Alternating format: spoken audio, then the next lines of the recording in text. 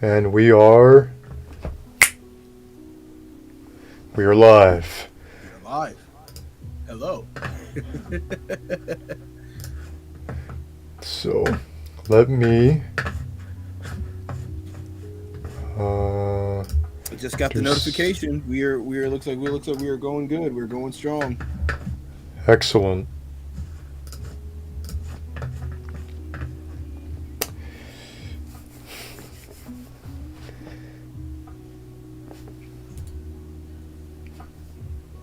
I love all the memes that are just coming out right now for Godzilla -1. It's for not for -1 for Godzilla X Kong. It's so great. We'll talk about that later. Like I love the Godzilla community. They're fantastic. It's great. It's great, isn't it? What's up, guys? Might as well get started today. What's up, everybody? How's everybody doing today? Hope everybody's taking good care of themselves and each other. We are back on with another live weekly Wednesday streams with our lovely host here, Lwws Duran. How are you doing, my brother? How is your week going so far? First of all, can I just say that I did not notice that you did the background lights. That matches so well with the stream. Gotta love it. So what is up, everybody? What's up, guys? Lwws Duran here again. We have another amazing stream for you guys today here. We are going to be talking about a lot, and I mean a lot of things today. We are going to be talking about Godzilla -1. We're going to be talking about Godzilla X Kong. We got a lot of things to talk about here. It's just going to be a great stream here today. So hope everybody's taking good care of themselves, just like Chris said. Hope everybody's having a wonderful Wednesday. Rebecca, hello. Always here, LOL. Godzilla Kong. Scott, get your geek ons back. Hello, Godzilla Kong. Get your geek on, my brother. What's up? Shane. Billy the Monster, what's going on? DJC, guys, I would appreciate everybody for taking the time out of their day to join the stream today.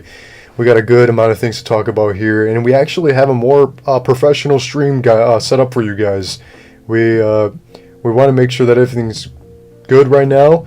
So guys, please let us know in the comments below, or in the chat here actually. Please let us know in the chat if there's anything that we need to fix. So that would be greatly appreciated. If you guys can hear the background music as well, shout out to Lofi girl for providing the music as well. Of course, again, everybody, please do not be afraid. If there's any audio issues, our mics are sound a little off. If there's a delay, please do not hesitate to let us know. We will be more than happy to fix them for everybody's convenience. But yeah, like my buddy said, we do have a lot to talk about this week. This has been a fantastic week to be a Godzilla fan, to just to enjoy all of this content that we got going on today. This year. If you've been a longtime Godzilla fan, you know we've experienced a drought before. From 2004 to 2014, we had a drought of nothing, and now we are being overfed with wonderful content, wonderful Godzilla content from both the U.S. and Japan. And speaking of Japan, we just had one of, if not the greatest movies of the year, released this year. Godzilla -1. We're going to talk about that. We're going to, like Lewis said, we're going to talk about that. We're going to talk about Godzilla X Kong, Legacy of Monsters, but we have to focus on -1 right now.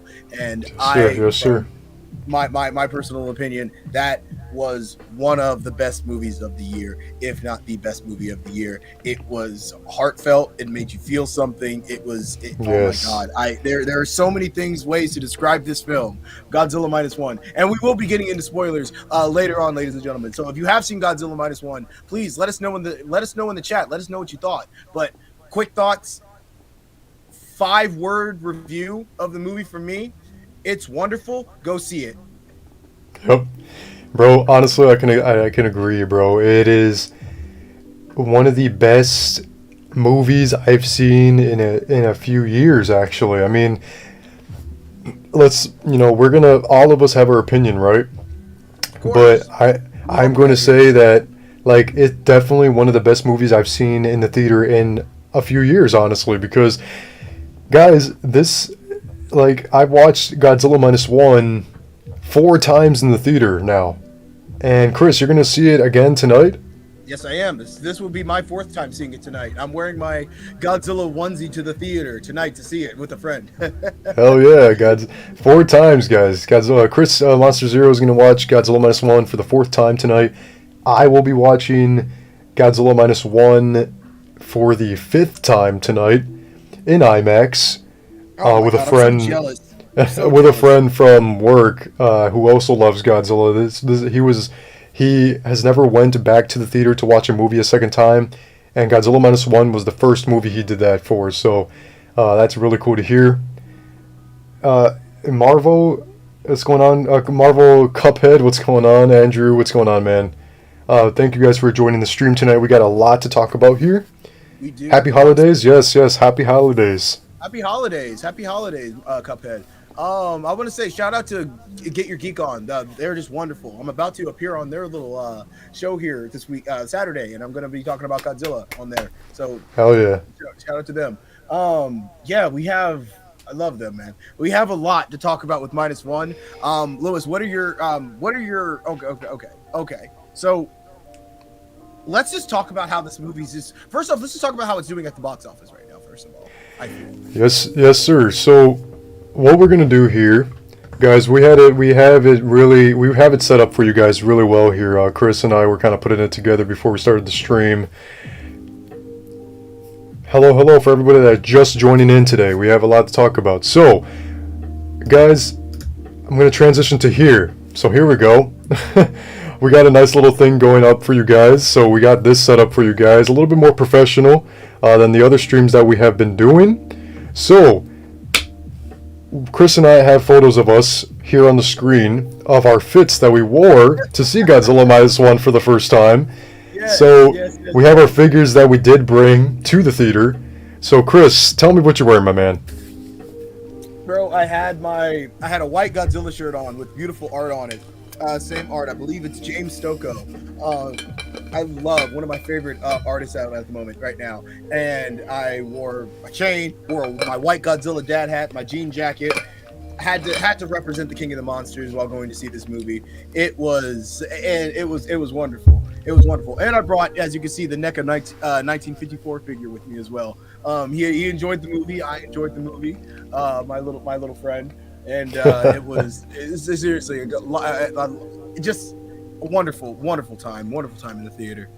It was great, man. You know, great fit. Love the Godzilla hat too. Love how you brought the NECA 1954 Godzilla, underrated Godzilla figure out there, especially one of the most underrated 1954 figures. Getting some love and just being brought to the theater to watch the newest Godzilla is cool. It's a cool thing. In the photo to the left here, guys, you guys can see that I did bring the Bandai Theater exclusive Godzilla Minus One figure, the blue theater exclusive figure to the theater. This was night one for Godzilla Minus One. This was November 29th, fan screening event. Did wear my Godzilla Minus One shirt and my regular Godzilla hat on. So that was really cool. I was too excited. I was like, I wanted to take the photo quick. I just wanted to get my butt in that theater because I was so excited. And then you guys can kind of see in the photo that the seats were like actually pretty packed for the first night, the fan screening event. And you can see the two yellow seats taken in the very front. That was my wife and I. So my wife and I were like in the 4th row. We had really good seats. We had a great time. You guys have seen my review, my little like quick review, my first thoughts, and it was, guys, Godzilla Minus One was something that I've never experienced before in a Godzilla movie. Like, I've cared so much for these characters, so much.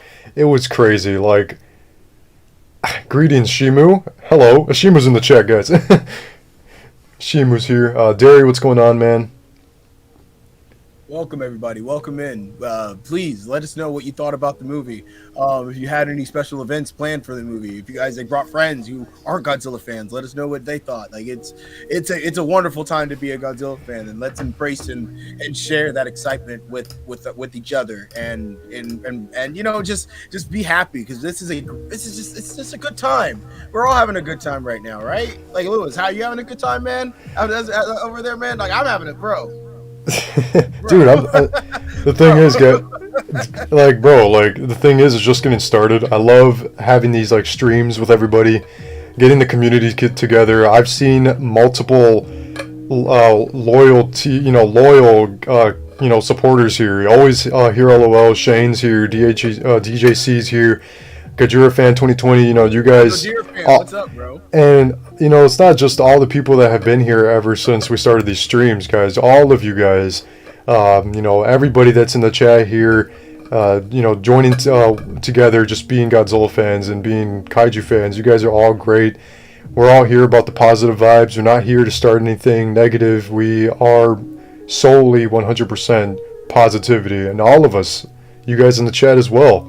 That's all that we love, and we just want to spread the positivity about Godzilla and anything Kaiju. I got the water bottle with the Catzilla here, it's like I need that water, I need that sticker, bro. I need that sticker.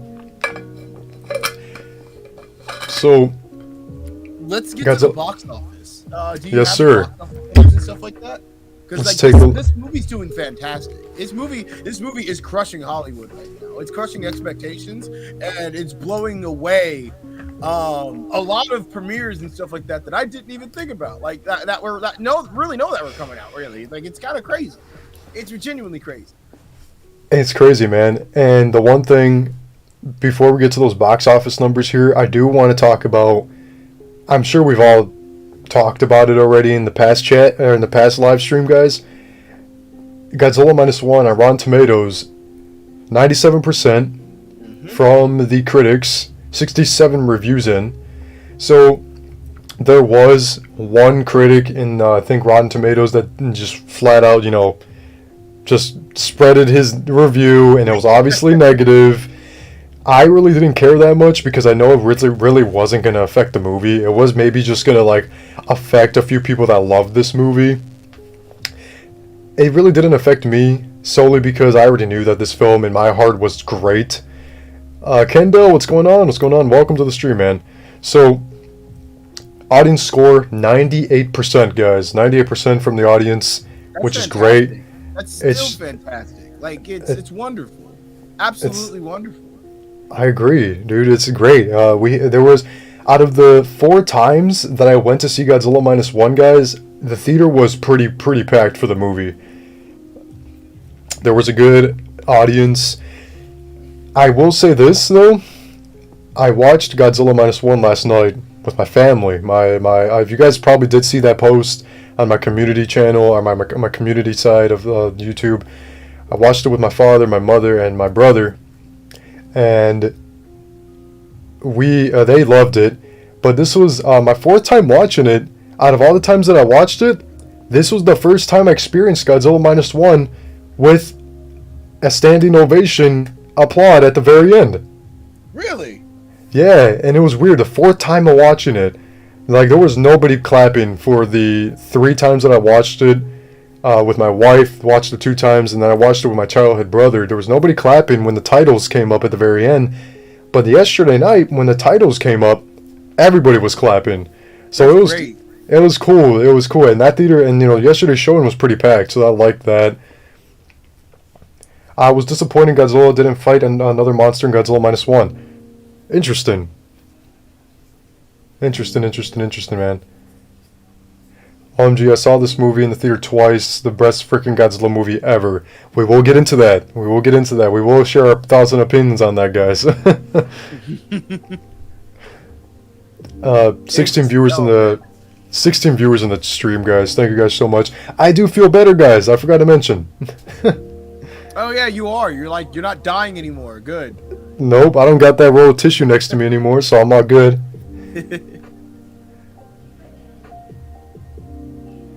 This movie did not need... Right. This movie did not need Godzilla to fight another monster. It's perfect, just how it is. Yeah, we will get into that, guys. Chris, how was the theater? My theater experience? Each time you watched it, like, was there a good crowd, or was it just not many people? Fantastic crowds every time I went. Nice. There was at least 10 to 15 people in the theater. The first time was packed. Yeah, the first night was packed. Like, Yeah. full house. Like, Yeah, house. for real. Yeah, like first night was full house, and the other 2 times I went at a later showing. Like my second time, I went at like 10 o'clock at night as soon as I got back home, and it was still a pretty decent crowd. And then I went the third time with my buddy yesterday, and to his theater that he works at, and it was still about like 10 people in there. And then tonight I'm gonna see how it's gonna be tonight. But I will say this: there was clapping every single time. Ooh. My film ended. People didn't do a standing ovation, but they did clap because I made sure to clap. And I know I started on the first night. Excellent. That's cool. Yeah, I think that's something I forgot to do. Was the first night I went, I forgot to start the clapping because like I think I was so shocked about the movie that I forgot to like just start the clapping. I was just so shocked, guys. Chad, you guys can agree. You guys were shocked too, right? Whoever's seen the movie. Yo, the ending. Oh my god, you guys know about the ending. We'll get into the ending, and then we'll get into like how we feel about certain scenes, his new atomic breath, characters. We'll get into Yes, all guys. Yes, Chad, I think somebody did mention that somebody did mention that they want us to talk about his atomic breath. We will talk about that. Obviously, we are going to get into spoilers, so whoever hasn't seen the movie, unfortunately, just skip a little bit, or just, come back later, and we'll be talking about Godzilla X Kong. So come back in about, I would say about what, 30 minutes? 30 minutes after we start getting into spoilers, yes. So, one thing I did forget to do was get those box office numbers. Chris, if you don't mind, can you please try to get those box office numbers right now and then just send it to me and I'll put it up on the screen? That was the one thing I forgot to do. So, Kendall, yes, people clapped, especially at the ending. Yes, sir. That's great. I'm glad to hear that. Shin Ghidorah at 17. Hello. Welcome. All right. Current total it grabbed a total on its debut of 11 million. 11 million. Giving it an all-time highest opening weekend for a Japanese live-action movie in the U.S. states. Yes, sir. And worldwide, it currently has 34.1 million on a $15 million budget. Movies definitely made its money back. It's made its money. Mm-hmm. Yes, sir. That's great, man. I think, guys, Chad, Godzilla Minus One, I think, is the second highest grossing foreign movie in the United States. I think the first one was 2002's Hero. I think that's number 1 right now. And Godzilla Minus One currently sits in second place, which is still fantastic. As long as Godzilla's number 2. And you know what's crazy? I actually want to talk about that box numbers wise. Shin Godzilla didn't even make a lot when it came here to the States. I think, from what I remember correctly, I think it was like 100,000 that it made, or something like that. Let me see. I think it was 100,000 at the time. I remember it sitting at 10th place in the box office at the time in 2016. Shin Godzilla, it grossed 74 million in Japan. And it grossed 75.4 million in Japan and grossed 78 million worldwide. Yeah, so like not even by a lot. Yeah, it just made 1 million. Oh, it made 1 million in the US. Yeah, Shin Godzilla made 1.9 million in the US. It's entirely so guys, think about that, guys. Like 1.9 million compared to 11 million the Godzilla Minus One has made. That is a huge jump for a Japanese Godzilla film in the U.S. That is absolutely amazing, guys. Guys, who's ever watched Godzilla Minus One, supporting this film, God bless you and thank you for supporting Godzilla, man. We need to support the king. Thank you. Seriously, we are the ones doing this. With the more we support it, the more we're gonna get movies like this. DJ, exactly. what's up, my brother? Good to see you, my man. Welcome. Godzilla Kong, hello. Do you think Biollante could work in Minus One, 2? There is, maybe. Yeah, we will get into theories. We'll get into that. Yes, we will definitely, get into that. We'll save that. I'm saving that up here. We'll get into that. Because we're definitely going to save it. That's going to be a part of the spoiler discussion, guys. So So, yes, Godzilla Minus One, 97% on Rotten Tomatoes, guys, with a 98% audience score. Huge W, I think, guys. Put in the chat, W's for Godzilla Minus One. W's for And Godzilla Minus One. I did forget to do this as well, but I know on IMDb, they also rated Godzilla Minus One an 8. Last time I checked was an 8.4 out of 10, which is fantastic for IMDb. I know Godzilla King of the Monsters, I think, had like a 6 or 7 out of 10. But Godzilla Minus One on IMDb and Rotten Tomatoes is a huge W, because Huge W. they definitely know what they're talking about, guys. I know it's got a cinema score of an A, which is fantastic. Wow, cinnamon score of A, guys. Look at that, Godzilla Minus One bringing in the W's this week. It's just great, guys. It's great to hear. So, Godzilla Minus One is the 37th. The 37th. I'm going to move this for a second because of the chat. There we go, guys. Move that for you. And even Forbes was talking about this. Really? Yeah. Japan's Godzilla Minus One smashes box office expectations. Forbes. Incredible. Yes, sir. Godzilla Minus One is the 37th Godzilla film in Toho's... Or I think it's Toho's 33rd Godzilla film, and in total it's 30. Now we have 37 Godzilla movies, guys. A 38 the 38th film would be Godzilla X Kong, correct?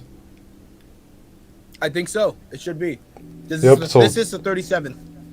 37th Godzilla movie, guys, and I can't believe that we're 37 Godzilla movies in, making Godzilla the highest movie franchise, the longest movie franchise in existence. That's great, guys. Like, isn't that amazing? Hey, Lewis and Chris, now that you guys seen Minus One, where would you guys rank in your top 10 list of Godzilla films? We will get into that for sure. Excuse me. All the questions you guys are having right now, we will definitely get into that.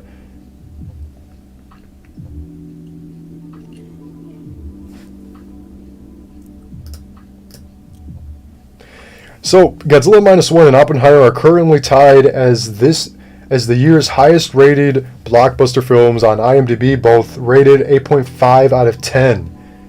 Both of them? Both of them 8.5 out of 10, guys. Godzilla Minus One and Oppenheimer. So, I know Oppenheimer has been a huge thing this year. Shout out to KAIJU number 14 on Twitter. Yes, KAIJU number 14 on Twitter. We did link his Twitter in the description below if you guys want to check out more of his details that he's posted. But we are getting most of his info from KAIJU number 14. He is a fantastic source of information. He has interviews, not with him personally, but he reads interviews from the director, gets points from the actors. Great source of information in this movie. But genuinely, all of this has been sourced and everything. You can go to his Twitter and he has all the articles and everything posted with the sources, with the correct sources. Fantastic guy, wonderful man. Thank you for letting us use your information on stream. Back to what you were talking about, Lewis. I'm so sorry for interrupting. No worries, man. That these two movies are tied on IMDb, like for the highest rated blockbuster films. That's incredible. That's incredible. It truly is, man. And guess what? Like, there's actually a lot of people out there, from reviews I've seen so far, like casual movie reviewers, people are actually saying that Godzilla Minus One is definitely a better movie than Oppenheimer. So people are loving Godzilla Minus One, guys. People are saying that Godzilla Minus One is definitely the best movie of 2023, and people are actually saying that this is the best movie they've seen in a few years. The word of mouth for this movie is going around like crazy, and it's spreading like wildfire, leading to the box office breaking expectations. It's wonderful. It's honestly, it's so wonderful. It's definitely good. It's pure greatness, guys. Godzilla fans are definitely taking in all the W's, because we all know that this movie deserves all the praise and hype and all the love. Godzilla Minus One is blowing people's expectations out of the water. There are a lot of people, just casual movie reviewers, that aren't really familiar with a lot of the Godzilla movies like we are. They are still going crazy about it, and people are saying that this is definitely their favorite movie of the year, if not their favorite movie in a few years. I know there are some Godzilla fans who are like reviewers who have reviewed this, who've seen every Godzilla movie and have reviewed this film and have stated that this is potentially their new favorite Godzilla movie. It's wonderful.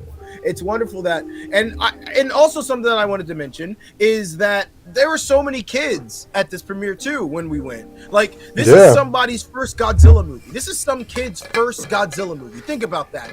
Yes, sir. How we had Godzilla 1954 or Godzilla King of the Monsters. This is some kid's first this is a kid's King of the Monsters back with Raymond Burr and shit like that. It's wonderful. It's great because a lot of kids fucking watch anime nowadays, so they're able to like read subtitles and shit like that. Their parents really don't give a damn, but they do.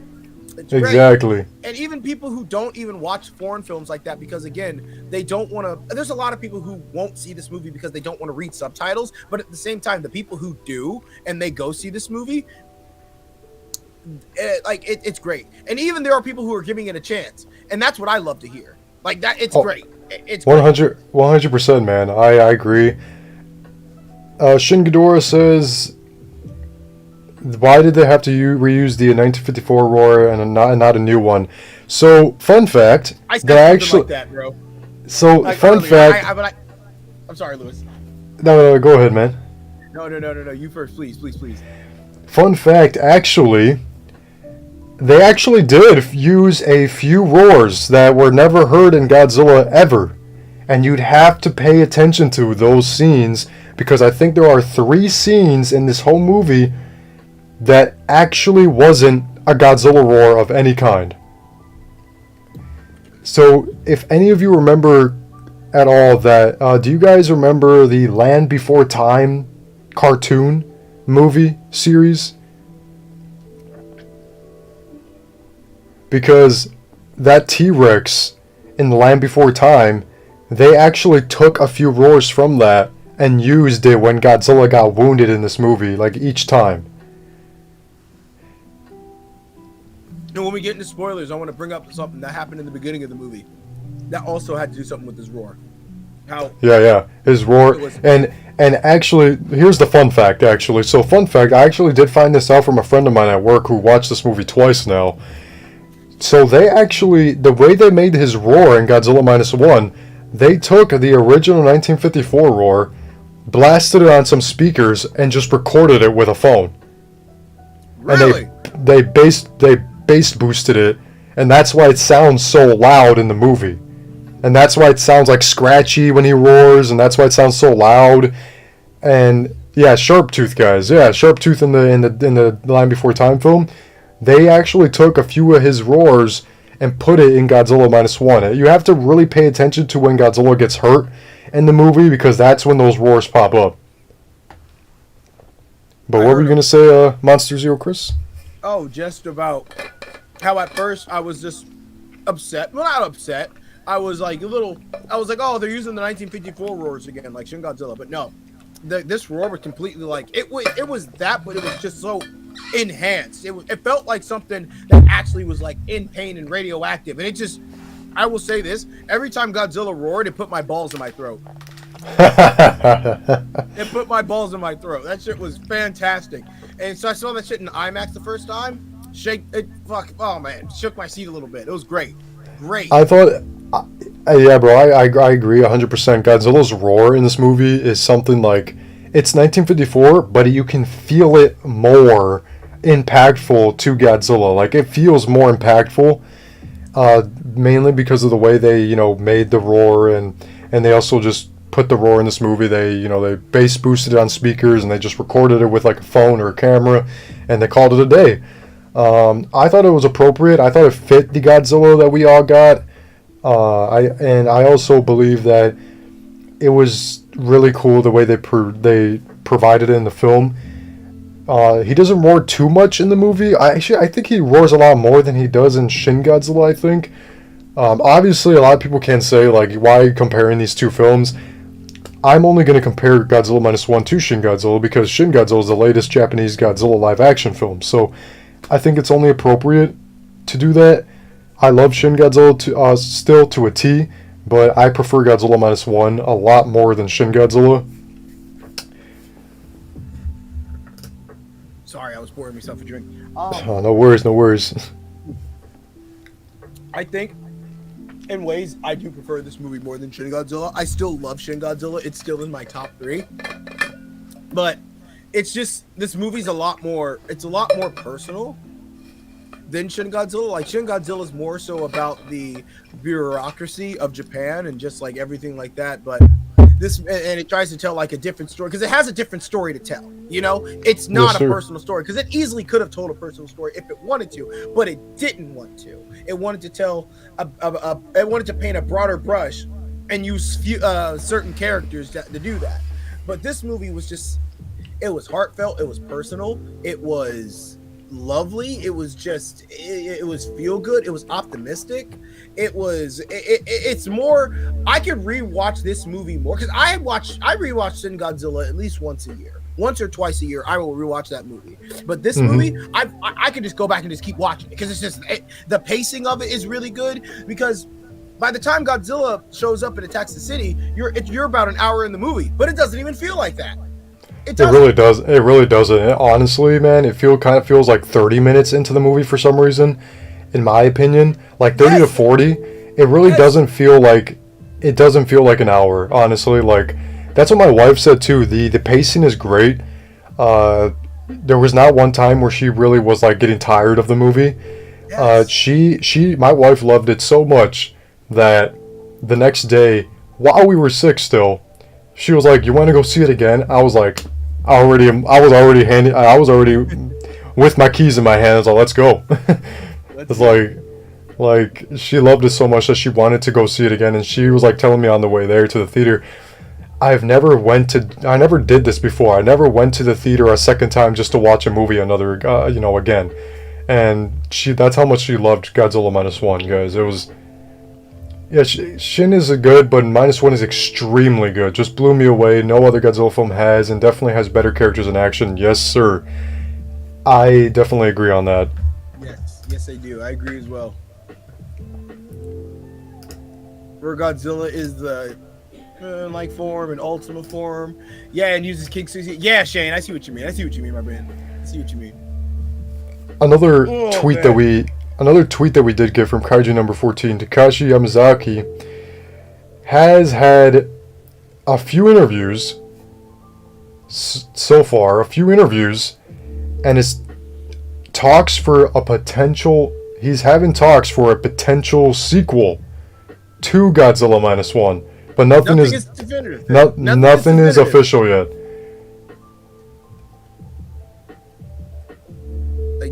Like it's, listen, it is. Oh my God! Like, it is a good time. It's a good time. It is a good time. Like I'm blown away. Like, just reading that, I'm just like, ooh.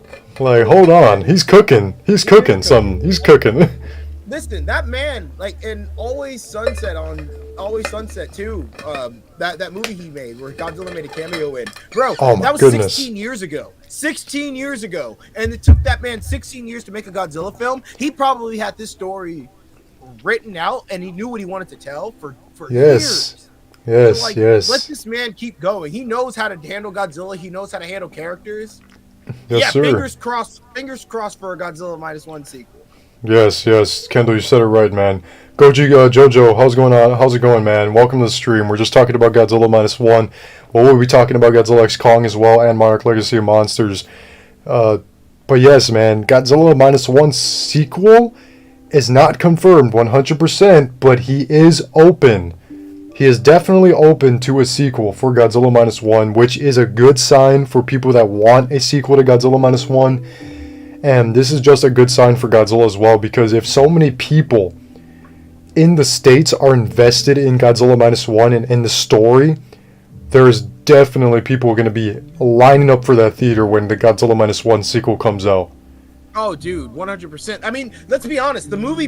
I think the movie already is already making its budget back here in America. It made $1 million on Monday, which is fantastic. It joined the $1 Million Monday Club. Like, incredible. Like, yes, sir. Oh my God. Like, Godzilla, guys, -1 is doing better than we thought, actually. Like, it's actually doing better than I thought. Godzilla -1 is so far. let's just get this out of the way. Godzilla Minus One is crushing Disney right now. It is above the Wish movie. It is above Marvel's. Like, guys, huge W for Godzilla Minus One. I can't say that enough, man. And what do you think, Chris? What do you think about a Godzilla Minus One sequel? How would you feel about that? I would love it, honestly. Let them do what they let Yamazaki-san cook.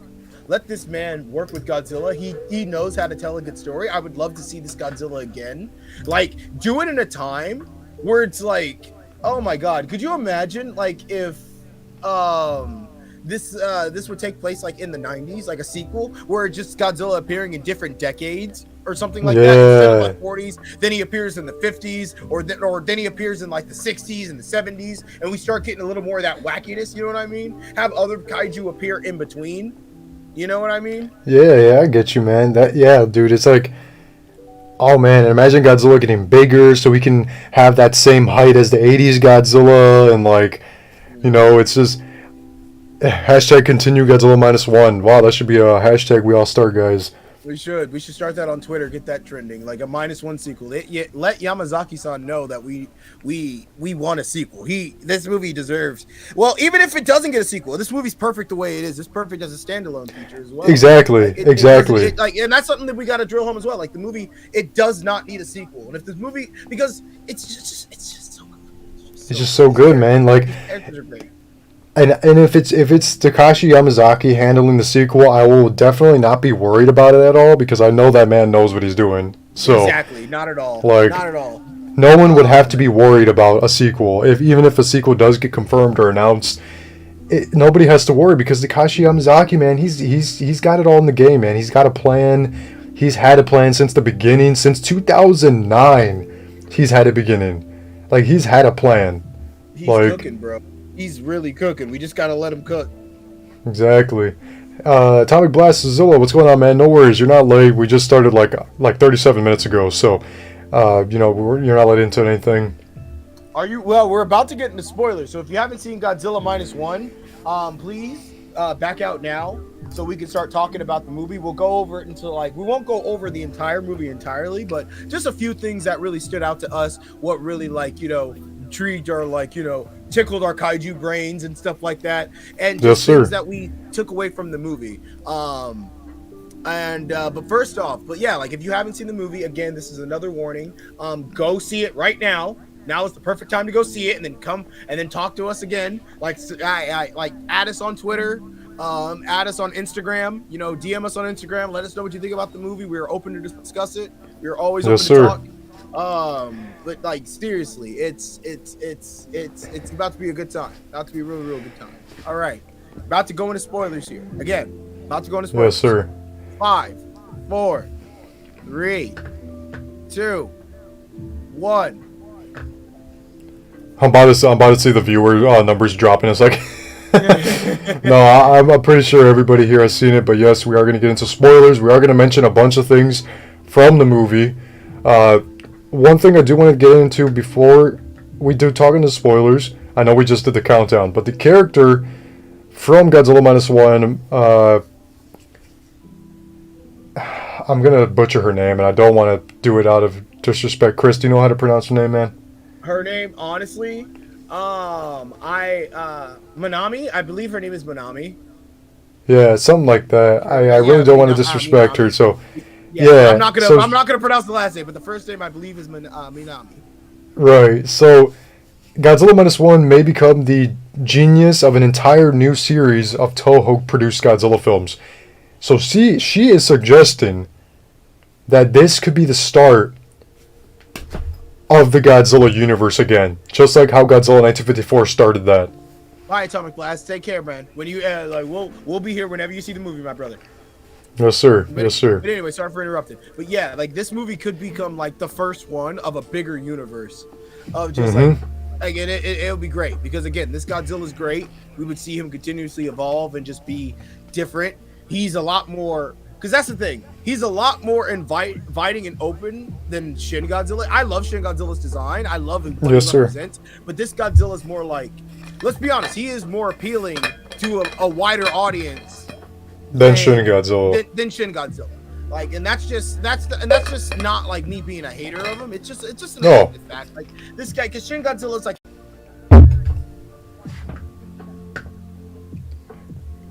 So, there we go. There we go. Oops. Don't worry, guys. We got him back on the screen. He kind of disappeared for a second. I saw my thing just flashed away for a little bit. So yes, this is the same character. Somebody heard me talking about Shin Godzilla, and they were just like, "Oh no." No, kick him, kick him. They were like, "Kick him, get him out of here."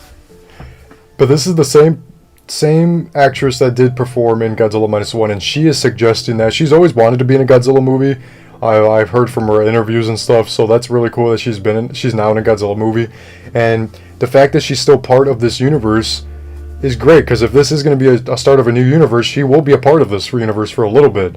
Who knows how long she'll be in it completely, but it's all just, theories, guys, theories. Yeah.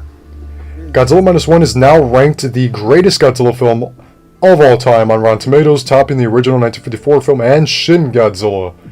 I mean, with an opening like it had, it might as well be one of the greatest movies ever made. I mean, shit. Yeah, spoilers we're still getting into right now, but like, it's just the opening of this fucking movie is just so intense. It starts off with it's not like the original or like most Godzilla films where they kind of like tease his appearance here and there and then they show him off. No, it started off with just that, and it gave the movie a nice cushion because that way it started off with like a big intense Godzilla attack, and then it could just like continuously go and develop these characters until the next time Godzilla would show up, and it just rolled and paced perfectly. But just like just getting into that.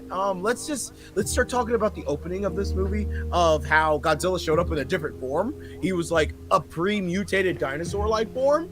Like, and it had that big Jurassic Park vibe. Like, it was dude. Oh my god. Oh my god. Okay, so guys, obviously we're now into spoilers. So, guys, the beginning of this movie, when I first watched it, November 29th, 2023, when I first watched it, the first 10 minutes of this movie are insane.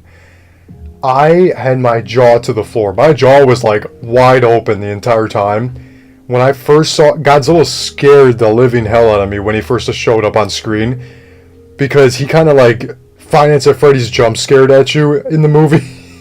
Because like, you think that this nowhere over the hillside. Yeah, and you think that they're gonna like build up to the scene, but no, they just, once the camera turns, boom, Godzilla's right there in front of you. And it's like this T-Rex / Godzillasaurus. Look, guys, it's basically Godzillasaurus in the modern day. Godzillasaurus. Literally a Godzillasaurus. Godzillasaurus shows up in this movie as his own, like, it's basically spiritually, it's Godzillasaurus, and it's also Godzilla at the same time. Godzilla starts. The Odo Island inhabitants still call him Godzilla. Also, they still call him Godzilla. Odo Island being in this movie. Yeah, it was like, and we were on it again. Like, all the best Godzilla media has Odo Island in it. Yes, sir.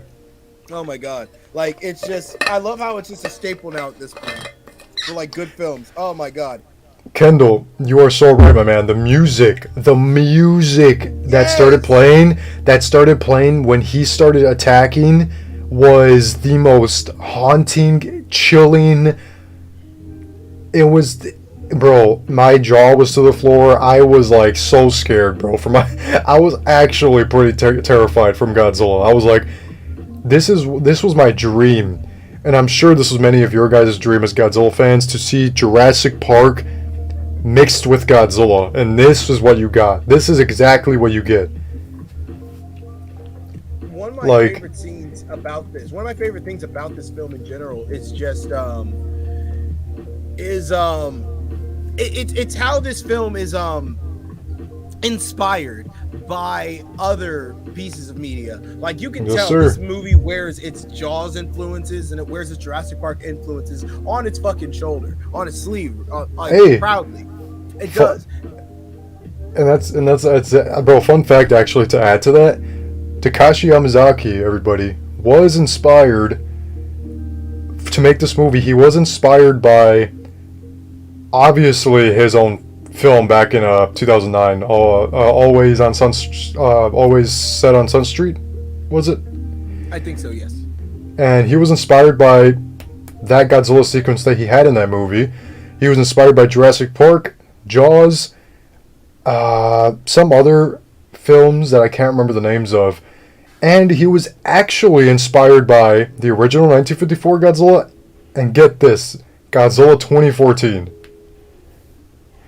So there were some Godzilla 2014 influences in this movie. Oh yes, for sure, 100%. The scene straight out of a horror version of Jurassic Park. Oh yeah. 100%.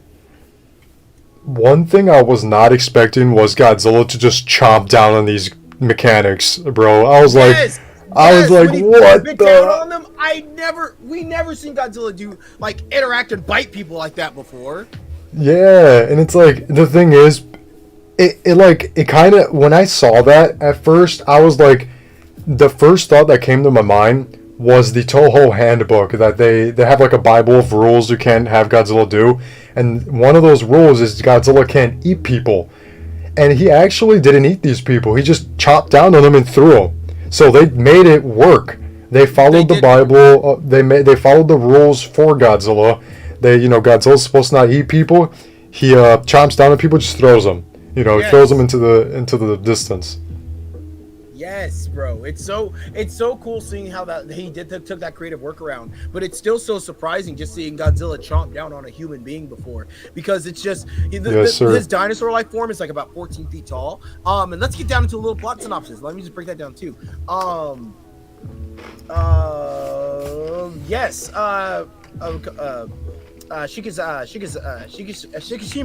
Shikishima is the main character's last name. He is a kamikaze pilot landing on Odo Island to basically claiming that his plane needs to be repaired, and that's why he couldn't complete his mission. But in reality, let's be straight, he chickened out. And one of the mechanics that is also an important character, Tachibana, called him out on that. Basically, was like, hey, like, we checked your plane, and you Are you lying here? Yeah, are you lying? And it's just, God, it's beautiful seeing the story Shikishima goes through, because it's such a human thing. Everything about him as a character, he feels like a real person and someone that would have done that in World War II, if that makes sense. And this movie has such a beautiful message when it comes to just living and just living for your family and living for your future and being a better person and trying to forgive and move on and move forward. It's just wonderful, and it's great seeing Shikishima, Noriko, Akiko, like all of them, like the neighbor, like the Cap, the Doc, the kid, the kid too, like the little girl, Akiko, like it's beautiful. It was the casting in the movie is just like perfect, bro. It is. Like, I loved all these characters. When I saw that scene, Jesus Christ, it was absolutely crazy. Godzilla had my jaw open for like the rest of the scene. I couldn't believe it. Same here, man. Same. When the music plays when Godzilla attacks Tokyo, it makes me excited. Yeah, that was pretty cool. We'll talk about that, because that scene is one of the craziest in the whole franchise. That was crazy. In 1954, Godzilla bit down on the tower. Yes, he did. But yes, like Chris, like what were you going to mention about the roar, about the Godzilla form in the beginning? Yes, thank you for reminding me. His roar was a little bit different when he was. It was. It had the Godzilla roar in there, but it was kind of like mixture of, like you said, the Spinosaurus and stuff like that, and it also had like other dinosaur stuff mixed in with the Godzilla. Like you heard him say the classic "Skiyak," you know what I mean? We heard it, but like it was mixed. But it was mixing with other stuff, and it was just it was terrifying because of how loud it was. It was genuinely really loud. carry on that. I'll be right back. I gotta go let my cat out. No worries, no worries.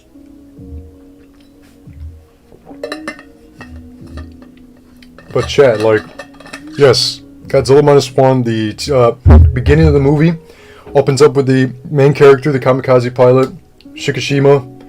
He lands on Auto Island, claiming that his plane's all broken, and it's not. He does look at the ocean as well, and then there's like deep sea fish that come out. Rapidly, really fast, and which is why they're distorted and they're all like blown up because of the pressure from coming up so quickly to the surface. You have to adjust to that, and it just doesn't work for the fish. And when the Godzilla form does appear in this movie, he's all the Godzilla design, like the form. It definitely resembles the 1954 like look, but it also resembles more of a Tyrannosaurus Rex from Jurassic Park. And that's what I loved about the design, is when like Godzilla gets close to the jet, because the lead mechanic orders him to shoot Godzilla down with the jet, so the little propeller plane, and he freezes up. And he fails to do that, and so then he gets everybody killed basically. So he was just really scared, and the moment when Godzilla when Godzilla comes really close to him in the jet, he gets so scared that he freezes up, and it was so cool because his face looked more like a Tyrannosaurus Rex, if anything. It was so cool. It was like literally Godzilla meets Jurassic Park, like put together, man. It was just a dream seeing that. God.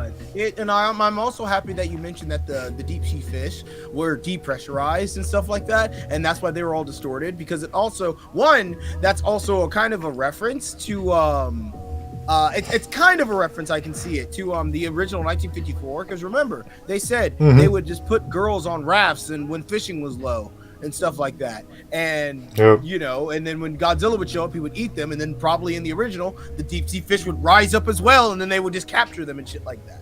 Yep, and obviously it's always been confirmed that Godzilla eats fish. That's the only thing that he really eats. So that's why. Yes. Oh, sorry. Continue. No, it's good. I was just about to say that's the only reason why fish was so low in Godzilla 1954, because Godzilla was eating them all. Exactly. I love that, man. I fucking love that. And also another thing too is what that does confirm is that it just shows that what kind of the plan was and how it does affect deep sea organisms. Even if a fish can, live in the deep sea, if it does rise very fast, it will experience decompression, like Godzilla did at the very end. Which again rolls into that beautiful plan that Kenji Nada. A very beautiful, unique plan. Exactly. That plan was one of a kind, like one that like I love that. Oh my god. I know we're bouncing around right now, but there's a scene in the movie where all the characters, and this is after the Godzilla attack, and they're discussing ways to beat him and stuff like that. Like all these civilians are meeting, and they mention about. I just love the way he says it. We'll kill Godzilla with the sea, the power of the sea. Like, and it's wonderful, because that's all they would have. There's no special like item. There's no weapon. There's no like. It's great. It's just science. I agree. I'm sorry. I think I might have actually just gotten my. I want to say I don't know if I'm wrong or not. Probably, but shout out to Kenyi. I think I might have just gotten my first donation. Really?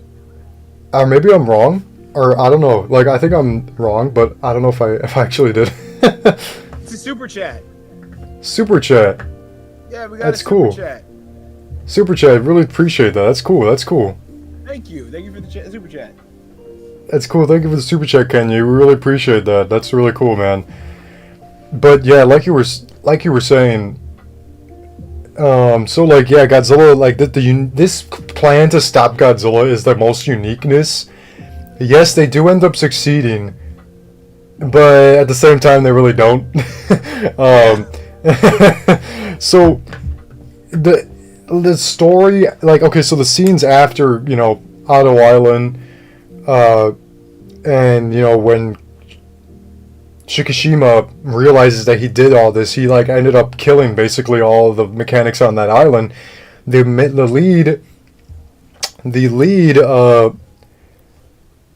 lead mechanic, he was really, really, really mad, really ticked off at Shikishima.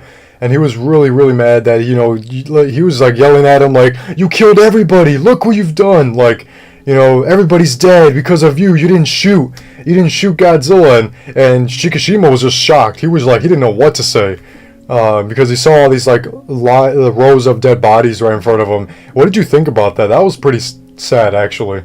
It was sad. He also, Tachibana gave him the photos of all the dead mechanics, saying, hey, and Shikishima held on to that for years. I just felt like, you see that? He's Spider-Man, guys. But Kenya, I'm sorry, man. Kenya, thank you for the super chat, man. Really appreciate that. That means a lot to me, and it means a lot to Chris and I here. So it just, we're gonna continue doing this for you guys. I just really appreciate that. So thank you for that. Really appreciate it. But yeah, what'd you think about that, Chris? I loved it. Because again, it's just all human. Just how grief affects us in a different way. And who knew how long that guy and this team was working together? You know what I mean? I know, yeah. They could have been working together for literally years. That was his craft, and he is the best at what he does. So, God, somebody asked, always hear LOL. Ask, hey, Lewis and Chris, what do you think would have happened if Shikishima didn't chicken out? Do you think Godzilla would have actually killed him, or he would have went to other states and countries and stuff like that? Honestly, I think the gun wouldn't have been effective, not at all, because that Godzilla survived a nuclear blast. You know what I mean? Yep. And got mutated, so nothing would have no conventional weapon would have happened. If Shikishima shot, he just would have died. And another thing that I kind of want to get into, now that we got into the island stuff, it's just how the Americans also knew about Godzilla. Yeah. Yeah, to the point where they dipped out, and they're using the excuse of the Russians on why they're not helping. No, because one, America made this problem. It was their test that mutated Godzilla. Yep, exactly. And they just don't want the paper trail to go back to them. So, you silly humans, you think you can destroy me? Yeah, right. That's literally what that scene was that whole scene was about. Yo, what if Godzilla's flesh makes all of the different Godzilla in the future because all of his flesh were spread out? Huh.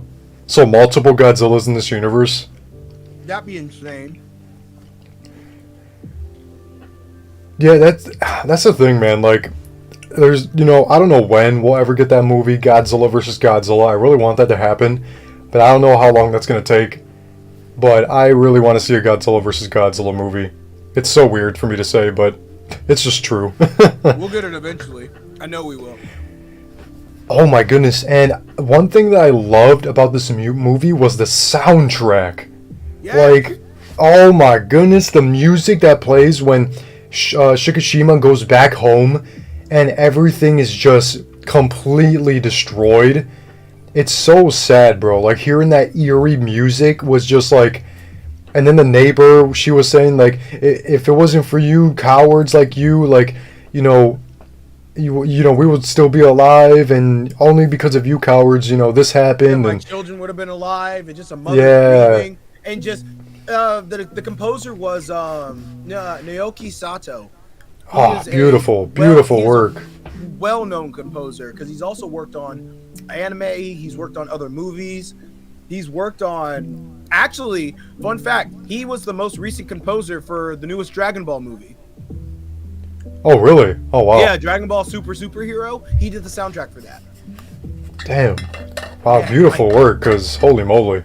Yeah, my man knows his stuff. He knows when to incorporate these themes. He knows when to incorporate, the old themes, his new music.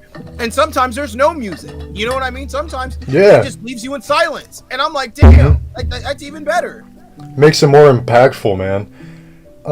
Jordy, what's going on, man? Welcome to the stream. We are, unfortunately, since you said that you haven't watched Godzilla Minus One yet, we are in the middle of spoilers right now. So, just a heads up, we are in the middle of spoilers. We are talking about Godzilla Minus One. So, yes, the closest thing we do have to Godzilla versus Godzilla movie is Space Godzilla, Mechagodzilla, and Biollante. That is true. Imagine just two Godzillas in their prime going at it. That's insane. Oh my goodness, wouldn't that be crazy? But the music, man, I can't get enough. Like, I cannot wait to hear this music again on the big screen tonight. Like, I'm watching it a fifth time. Like, bro, I'm gonna get me a nice icy, a hot dog. I got my Godzilla onesie I'm wearing, my Godzilla shoes. I'm going crazy tonight.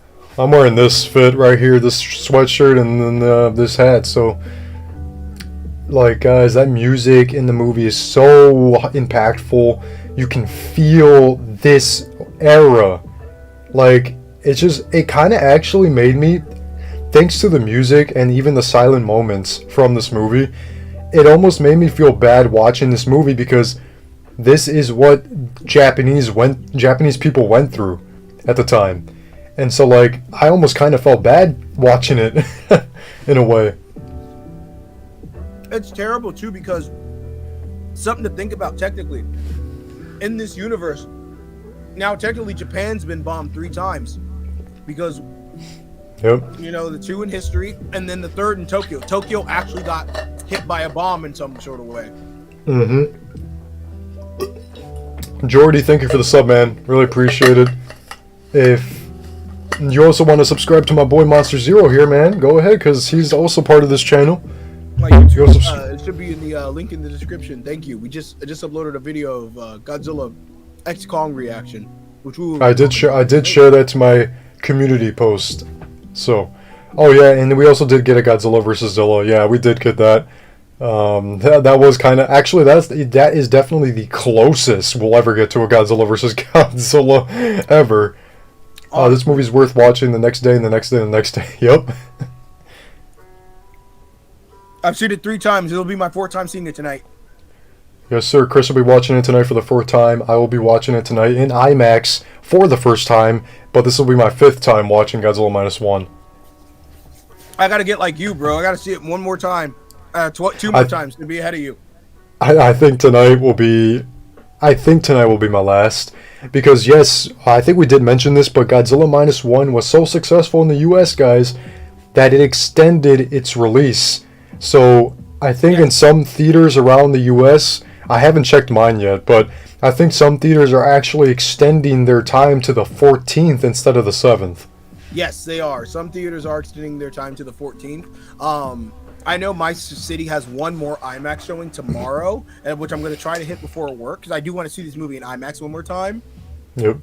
But it's God, we're such a good time. Such a good time, man. And we're going to hop straight into some images here from the film itself. Let me see if I can find them. We talked about that one.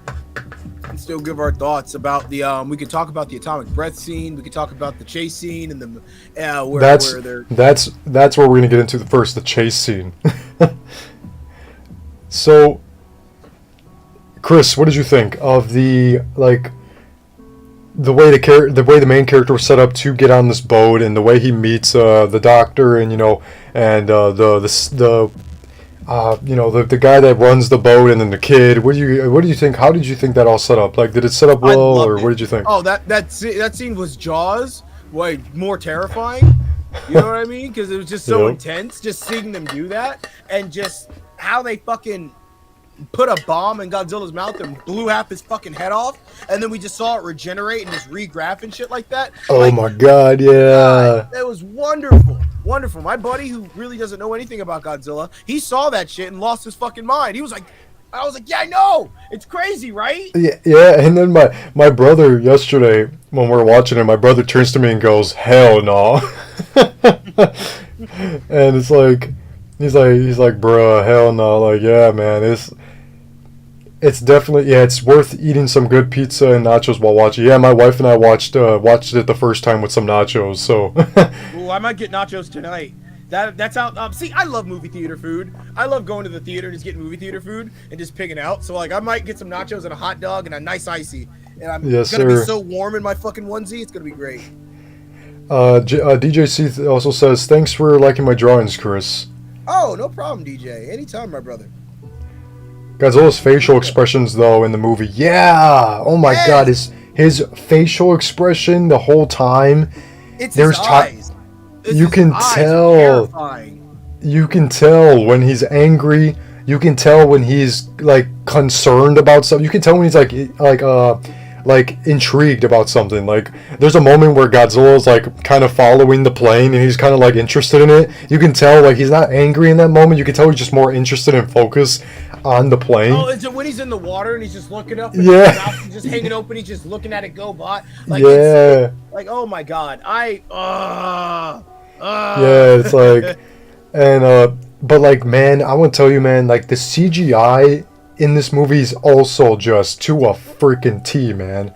Like it is like this on the screen here, guys. I have an image of the chase Godzilla, the chase boat scene in the whole movie. It does remind you a lot of Jaws, and it was just oh my god. It was, if it didn't remind you of Jaws, it perfected Jaws. It's like this scene, guys. There was a moment in the movie where like one of the mind bombs goes into Godzilla's mouth, and you can't even tell if that's CGI or if that's like a prop enhanced with CGI, like. Oh yeah, apparently there were no practical effects in this movie whatsoever. Oh my gosh, like look at that, guys. Like Lwws, sorry if I pronounced your name wrong. Thank you for the subscription, man. If you're gonna subscribe, really truly appreciate that. If you want to subscribe to my man Chris, his medias are in the description below as well.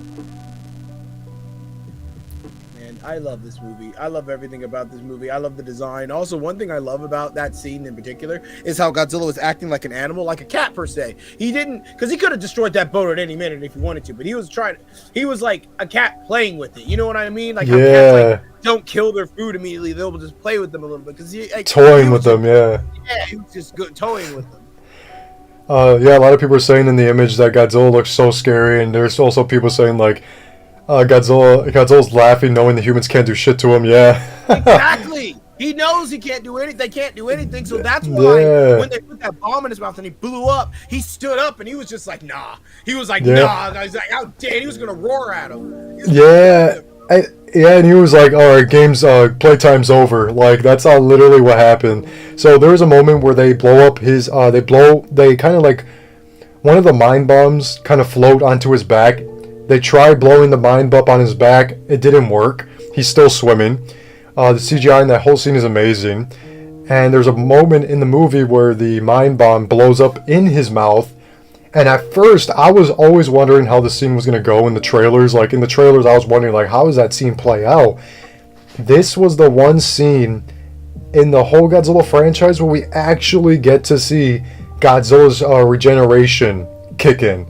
Like, this is like the first time in a Godzilla movie finally see it in full, like, focus, you know?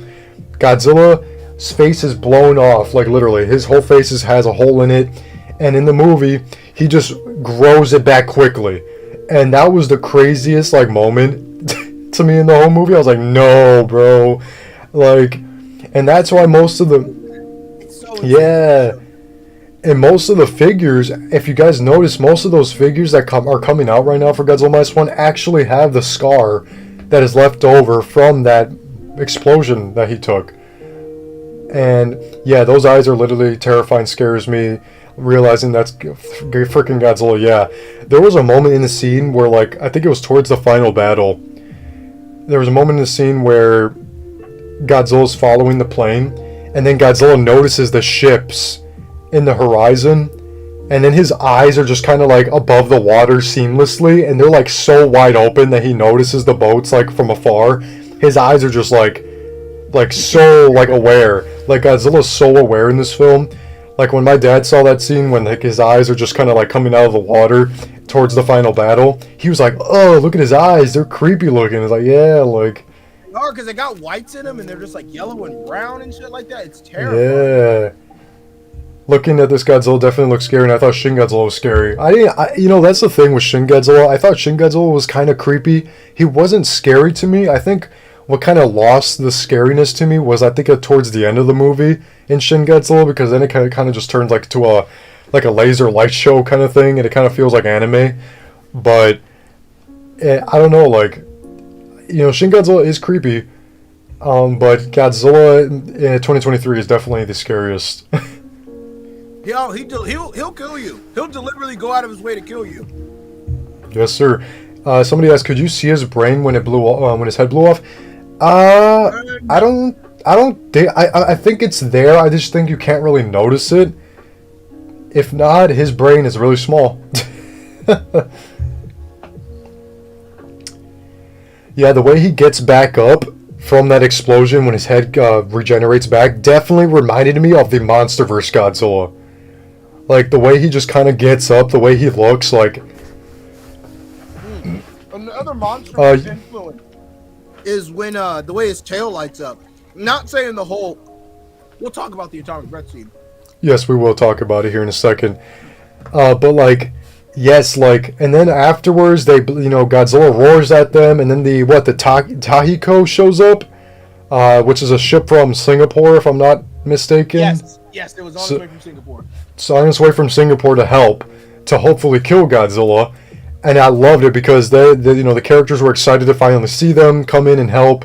Godzilla does take a few blows to the neck and chest, and he actually kind of gets shot. And then he kind of goes underwater like he's dead almost. And then he swims so fast to the Tahiko. And there was a beautiful moment in the scene, Chris. Do you remember the scene when Godzilla was just going underwater? That CGI was like MonsterVerse level. Around him and he's just like... Yeah, that scene was like definitely reminding me of the MonsterVerse Godzilla, specifically Godzilla vs. Kong. Because in Godzilla vs. Kong, that was the most underwater scenes we've seen from Godzilla. And it definitely reminded me of that. The music that plays when he gets on the ship too, in Godzilla -1, like that dark music, like shit's about to go down. It's like he gets up on the ship, he kind of like punches it, and then they shoot him, and then Godzilla like backs away, and he actually kind of collapses into the water, because I think in that moment he's still regenerating his flesh that he lost from those shots. And so he's under the ship, and he starts glowing blue. And this is another Godzilla vs. Kong like kind of influence here. Another MonsterVerse influence scene here is when the water starts glowing blue, and the breath comes straight out of the ship from underneath, straight up to the sky. And it's like a quick beep, like a quick beam, and then boom, it explodes. Like. Chris, what did you think of that whole scene, right? Like, I'm speechless. Just seeing how powerful he was and how vicious he was. It's just like I said, this atomic breath is just so visceral and just so just so devastating and just it does so much. It's so powerful. It is just 100%. Like one of the most powerful atomic breaths we've ever seen. And I just love how whenever it makes contact with it, it just explodes. Like that. As soon as it hit that. As soon as it cut through that boat, there was nothing of the boat left. You know what I mean? Yep. It was just gone. It was gone. And let's talk about the one in the city and Ginza. When you got before we talk about that one scene, I do want to mention. I think one of my favorite scenes from Godzilla in this movie is when Godzilla backs up from the water. He kind of rises up from the water after he destroys that ship. Yes. And he roars. And the one scene that I love, and you guys, Chad, you guys will know when I say this, but when he comes out of the water and roars, that's that famous scene we see from the trailers of him roaring. The one scene I loved so much was seeing the spirit of the MonsterVerse Godzilla in this Godzilla, because when he roars kind of back down. He kind of looks at like the water, and you can see his burnt skin from like the damage he took from using his breath, and plus the Tahiko ship. But when he roars, he comes back. His head comes back down, and then he does that famous MonsterVerse scene from Godzilla vs. Kong. He kind of like swims back to the water, and he does dives backwards. And it reminded me of that scene from Godzilla vs. Kong when Godzilla like checks if Kong's dead from afar, and he kind of smiles at the camera, and then he goes back to the water just like he did, from -1 too. It was so cool seeing the MonsterVerse like Godzilla spirit in this Godzilla. It was really cool. Godzilla Minus One is probably Godzilla's Atomic Breath is probably my favorite Atomic Breath out of the whole Godzilla franchise. Yes, sir. Hey, Lewis and Chris, I swear to you, I think the only excuse me, guys, I'm buffering here. I only think the only way to truly kill this version of Godzilla is to literally obliterate every single cell he has to make sure Godzilla's not intact. Yeah. But yes, Chris, like you were saying, that let's see, I put out the rifle. There we go. The Genzi attack. Yeah. Oh, yeah, in Ginza. Yes, Godzilla's entire scene when he's in Ginza, when he's destroying it, it's beautiful. It is beautiful. Gorgeous, guys. Like, genuinely one of the best. Because I honestly, I can't recall, but I've never seen Godzilla just dive bomb and like rip apart a building the way I've seen him do it. The way he just like lunged into the theater and started just like destroying it, biting it, and then he turned around with his tail, knocked it off, and then destroyed the rest of it. And then the way those fucking reporters were just there like reporting everything, and that scene is a perfect recreation of the scene in 1954 when the reporters were like on the tower and they were reporting the same thing. They were saying the same shit. And plus when Godzilla went by the theater in Japan as well in the movie, and it was actually also a callback to when people in Japan, when they watched the original Gojira 1954 movie, they actually were so scared of Godzilla watching the theater that they thought that something was happening to the building, the theater building. That's how crazy it was. Yeah, and so it was a callback to that, because Godzilla, like, I don't think he really destroyed the whole entire theater in that movie. I can't remember. No, he hit it with his tail in the 1950s. And that was it. He just hit it with his tail, but in this one, he demolished that motherfucker. He literally lunged himself, guys. Like, he actually went, like, he lunged himself at this theater, guys. Like, he, like, destroyed it, and then he was, like, kind of swinging his arms, and he kind of he tried destroying the other building next to it, and then he kind of looked at it and he thought about it. My wife and I love this little detail. Godzilla kind of thought about what to do next. He was like, okay, that's enough of that. I can do this now. He swings its tail. Because if you guys notice, when he's destroying that theater, he kind of stops for like a second. He's kind of like, okay, what to do next? And then he swings his tail. Like, he does. It's literally seen as soon as he's turned around, because he hesitates just a little bit to see what he wants to do. Like, I fucking love this new Godzilla. He's such an asshole. Like, this Godzilla's pissed off all the fucking time. This is like such a dickhead. It's like the 1954 Godzilla, GMK Godzilla, the 84 Godzilla, all put to one. Like, it's just. There's a lot of GMK in this. A whole lot of GMK. Because I remember when GMK first used his atomic breath, it made like a mushroom cloud as well. If I'm not wrong, I think I might be wrong. Baby Boogie Films, welcome to the stream, man. Oops. We got Chris having a little bit technical difficulties here. But, so, yes, man, if I'm not wrong, if I'm not mistaken, Takashi Yamazaki's favorite Godzilla movie is it a GMK? I think so. Because if it is, then that explains a lot. But yes, guys, so much destruction that this Godzilla causes. This scene when Godzilla first shows up in Genza, that's how you pronounce the city name, right? Genza. Genza. When he first appears, Noriko is there because she has a desk job in the movie. She gets a desk job, and she's already there. So she feels the footsteps from Godzilla coming, and guess the theme. The Godzilla theme plays. So literally, it's wonderful.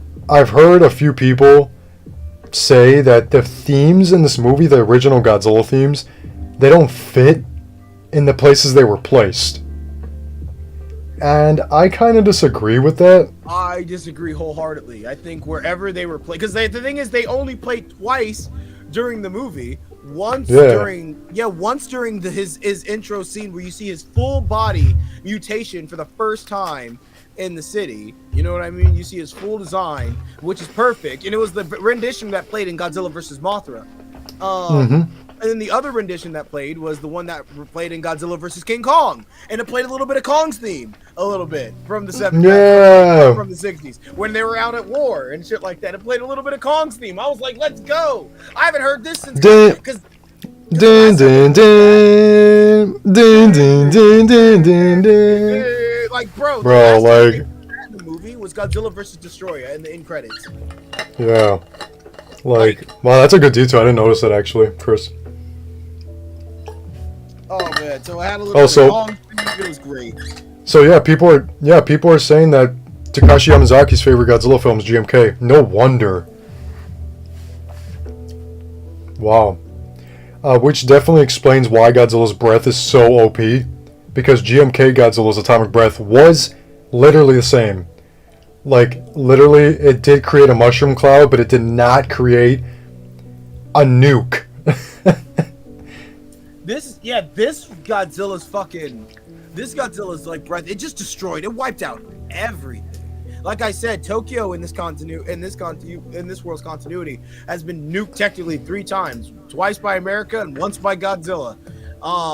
It's just it sucks because it's just that Godzilla just made Japan his territory, and because that's what he did. He literally just, oh my god, I just went up. He just went up there and started going, just tearing everything, flattening everything. And when he went back before the final battle, before the water battle, and he's just walking on the countryside, destroying houses and shit like that, still stepping on people. It's just wonderful. Like just you get to see him act like an animal most of the time, claiming his territory and just being an asshole. And also, they don't refer to Godzilla as a he; they refer to him as an it, which is really terrifying. I love that. I don't know why. Yeah, I like that. I was noticing that. I was like, wait a minute. They're not saying like a he or she. It's just an it. Like, that's what I wanted to do. Sorry, I'm over here I wanted to add one more photo of Godzilla's atomic breath. So, guys, like, Godzilla's breath in this movie is like crazy. Like, we've talked about that just now. Like, the way it charges up, it's just like the MonsterVerse Godzilla. Like, it starts from the tail, goes all the way up to the neck, and then it comes out. But it doesn't just do that, guys. Like, the spines, the way they pop out. Yeah, exactly. Each dorsal plate comes out from the tail, goes all the way up the back, and then each dorsal plate comes out individually. They don't all come out at the same time. But once he's ready to fire, boom, boom. Like, his dorsal plates just shoot back in. It's like a gun. It's like it's like it's great. Like, holy moly! Like, it just goes dun dun dun dun dun dun boom. Like, it's like, wow. Like, I yesterday, I know I watched it for like the 4th time yesterday, but I was smiling again the whole time during the scene because his breath is just phenomenal in this movie.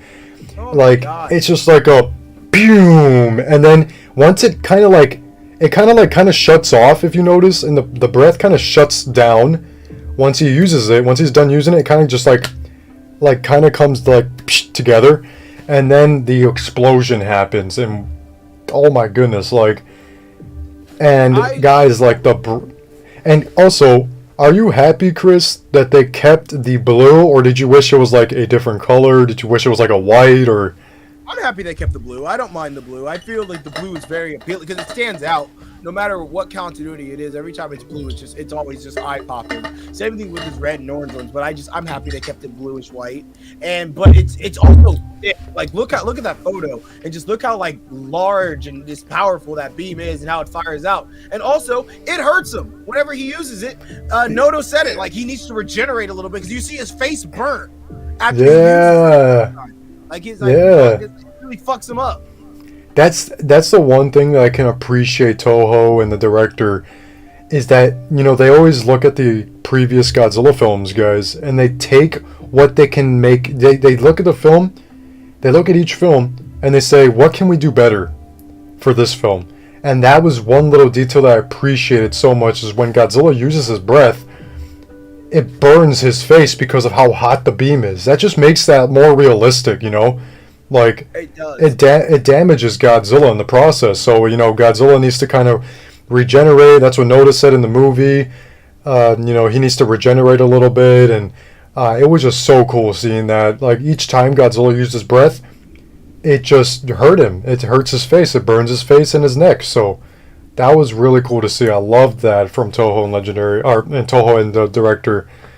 So the thing I loved too is when the fucking beam just shot at the ground. You saw the ground just split apart and like a fucking butter, and just oh my god, it was just yeah, insane. it was. Insane. This Godzilla truly is a force of nature. Like actually, like when Godzilla's breath is conveniently flying across something, the ground just comes up with it. Like Chris mentioned here, guys. Like the breath.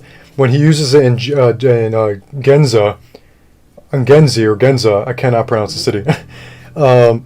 The buildings fly up with the breath, and it just like because of how crazy the force is of that breath.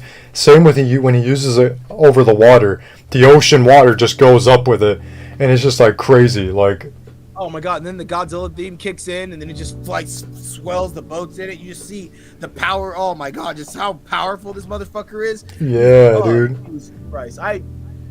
I love the atomic breath in this, and I feel like that's going to be the thing now for every piece of Godzilla media. Is that every single scene is going to have to try to one up the next one? Because I'm excited to see what Godzilla's next form and his next atomic breath scene is going to be like in another movie. Because they're going to have to try to one up this. They're going to try to.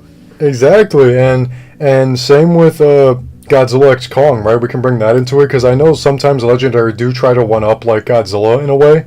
They did it with they did it with Shin Godzilla. Shin Godzilla was made bigger than the 2014 Godzilla, and guess what Legendary did? They were like, okay, we're gonna make Godzilla maybe just 20 meters taller than he was in 2014, and which made him bigger than Shin Godzilla. So they, you know, it's really interesting to see like how they're each company is trying to one up each other here.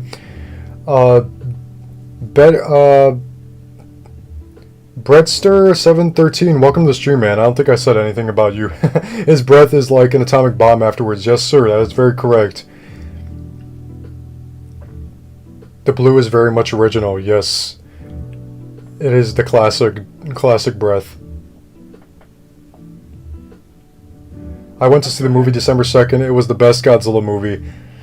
We will mention that at the very end of our discussion here for Godzilla Minus One. That was crazy to see. Yeah, the breath was very insane.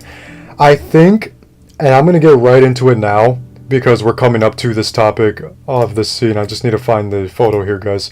So, guys, my favorite scene in the entire movie wasn't a Godzilla scene. It actually wasn't a Godzilla scene. Well, it actually technically kind of was. So my favorite scene was the aftermath of Godzilla's atomic breath.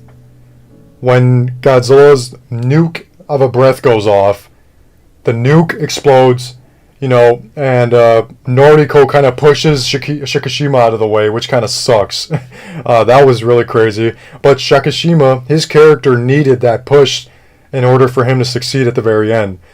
So, my favorite scene in the whole movie was when Shikishima cries out for Noriko, and the whole city's just completely gone. Like, everything is just to the ground. And the black rain's coming down. Oh my god. And, like, when Godzilla just roars at the bomb that he created, which is the third, like Chris mentioned, the third bomb that this Japan gets hit with. Godzilla roars, and he starts to walk towards the bomb. But my favorite scene, I think, was Shikishima just screaming helplessly while the black rain falls down on him. That was so emotional, bro. Like, when I first watched that, I really wanted to cry, bro. Like, that shit was, like, so impactful, bro. I feel so much for that character in that scene. Like, it's beautiful. It was hands down one of the best scenes I've seen. And just it made me feel so much because it's just he was so helpless. Yes, bro. And the thing is that makes it worse is that Godzilla does not care. No, he doesn't. Godzilla doesn't give a single fuck. when he roars at that, when Shikishima like looks at Godzilla afterwards, and Godzilla is literally just standing in front of the bomb, and he kind of looks up at it, and he's like, "I am proud of what I did here." Like, Yes. like Yes. Godzilla does not care, and he walks to it, and he's smiling the whole time. Godzilla has a like grin on his face, and Shikishima, like, he performed beautifully in that scene. The way he screamed helplessly, the black rain falling down on him was just so emotional. That scene was my favorite scene in the entire film.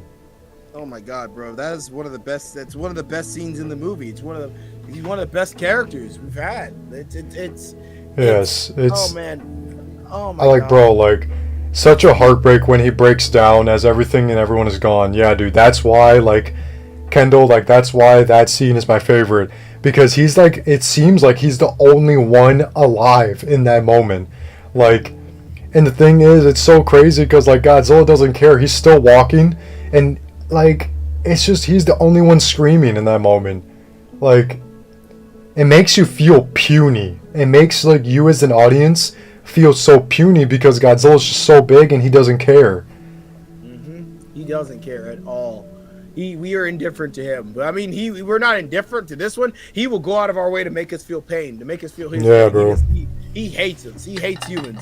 Exactly, and that's what the original G54 was all about, man. Like, that Godzilla was literally, like, out for revenge for what, like, you know, the bombs and stuff and everything. Oh my goodness. Let's see, what else? Let's see what is the next one here to talk about that. I did bring this up about Noriko's character in this film, but my jaw went to the floor when she pushed Shikishima out of the way. Oh, bro, when we thought that she died, like, when we straight up thought that she was dead, like, that shit blew my mind. And also, let's bring up a little scene about towards the end, is when the little thing on her neck. Yeah. So, that is interesting, guys. So, a lot of people are theorizing about the black, like, venom that's in Noriko's neck at the end of the film. So if you guys notice that towards the camera at the very end, she does survive. It reveals she survived. She has a messed up eye, which was a Easter egg to Serizawa 54 because she has a like a bandage over her face, which is a one eye, and Serizawa in 54 had one eye.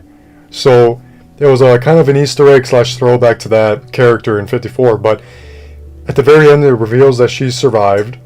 And she has an eye patch, a bandage over her eye, and she also has a broken arm, and she has like a patch on her stomach. And it reveals towards the end of the movie that she has some black like venom around her neck, and a lot of people are theorizing. What were you gonna say? I was gonna say it's like something in her veins or something like that. It's just like just crawling up and it's moving a little bit. It took me a little bit. Like, but venom's like one of the best ways I've heard someone describe it. It's like it visually is like that. Sorry, I'm eating a cookie now. No, you're good. I have cookies too here. It's so I know some people think that it's some Godzilla cells. That are some people that are theorizing is that there are some and that's how she survives and it could lead into the next sequel and what they want to do, or she could be possessed by Godzilla or something like that. Yep. So it's crazy. Oh, so some people are saying I actually didn't notice that. So yeah, towards the end of the film, the camera it's the last shot of her. The camera zooms in kind of at her, and right above the seam of her clothes comes like a black ink on her neck. And so people are theorizing that it's the radiation poisoning. But at the same time, why would it move, you know? Yeah. Like, that's kind of interesting that it's like radiation poisoning, but at the same time, like, why would it like move around in her neck like that? And so people are also theorizing that towards during the bomb explosion here, wherever it is, wherever I can find it, towards the it was like during the bomb explosion. Damn, there we go. No, there we go. Okay, right. Having some difficulties. There we go. So, during this bomb explosion right here, people are saying when the atomic like shock wave came out, it got the shock wave came back towards Godzilla, and so people are theorizing that she got sucked back into that like Godzilla area.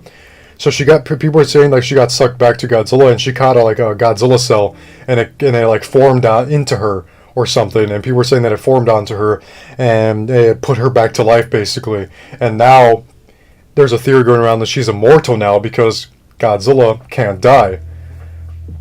So it's just a lot of theories going around. But Oh man, what do you think, Chris? What do you think that is? I think whatever it is, Yamazaki-san is cooking. But Bro, I think so. But personally, I think I want to say it's something that has to do with radiation sickness, or just something that has to do with specifically Godzilla's radiation sickness. It would make the most sense. It would make the most sense. Yeah, because like I don't see her like being possessed by Godzilla or like But one thing I do see is like that is probably how she survived. It probably is going to affect her health or affect like her mortality later on. But we're just going to have to wait and see. But I don't think she's going to be like she's going to be like or I mean hell, if they ever want to go the violent route. I heard about that. I did hear about that theory. People are saying that this could set up a Biollante movie. Bro, that'd be heartbreaking. Like a Godzilla versus Biollante movie, and I'm kind of all for that, if anything. I'm not a fan of the theory of like, oh, she's a Godzilla zombified human now. That I kind of don't. Because I can't see that happening.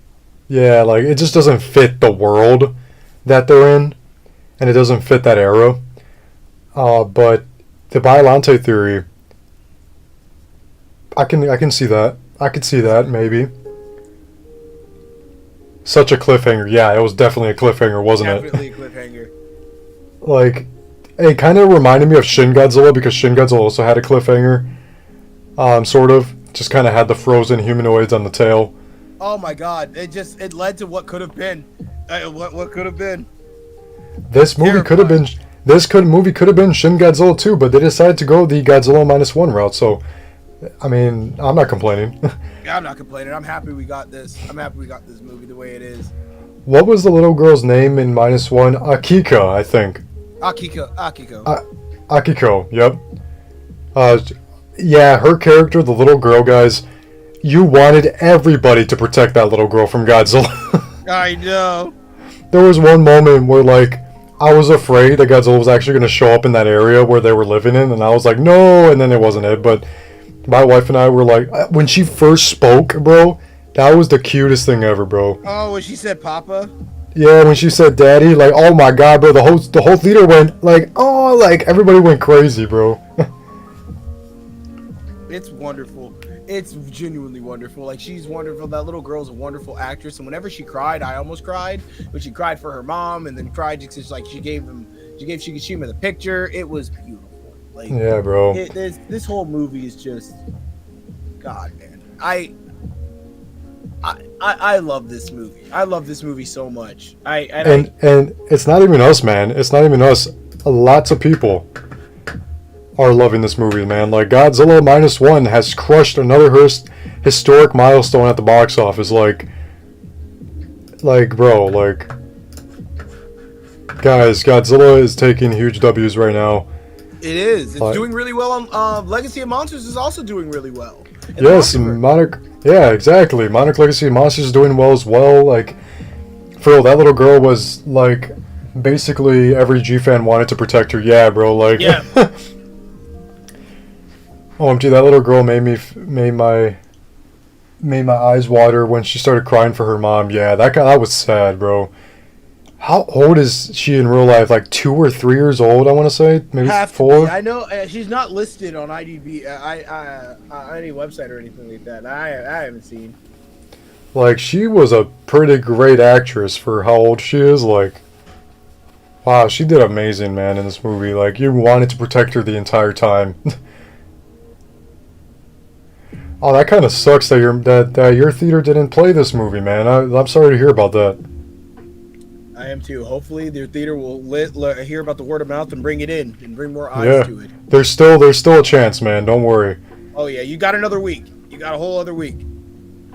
Toho is a lucky film company right now, especially Legendary and Toho. Yeah, man. Like, Godzilla Minus One is doing amazingly well in the States. Godzilla Minus One finally opened in North America this weekend after a very buzzy 4 weeks since the King of the Monsters made his bow on home turf in Japan. The movie exceeded expectations by grossing $11 million across its first 3 days of showing in cinemas, as well as nearly setting a record for a foreign language title film. Godzilla Minus One has already grossed $23 million in Japan before heading to the States, giving the film a worldwide gross of $35 million following this weekend against an extremely frugal reported budget of $15 million. Can we talk about that actually?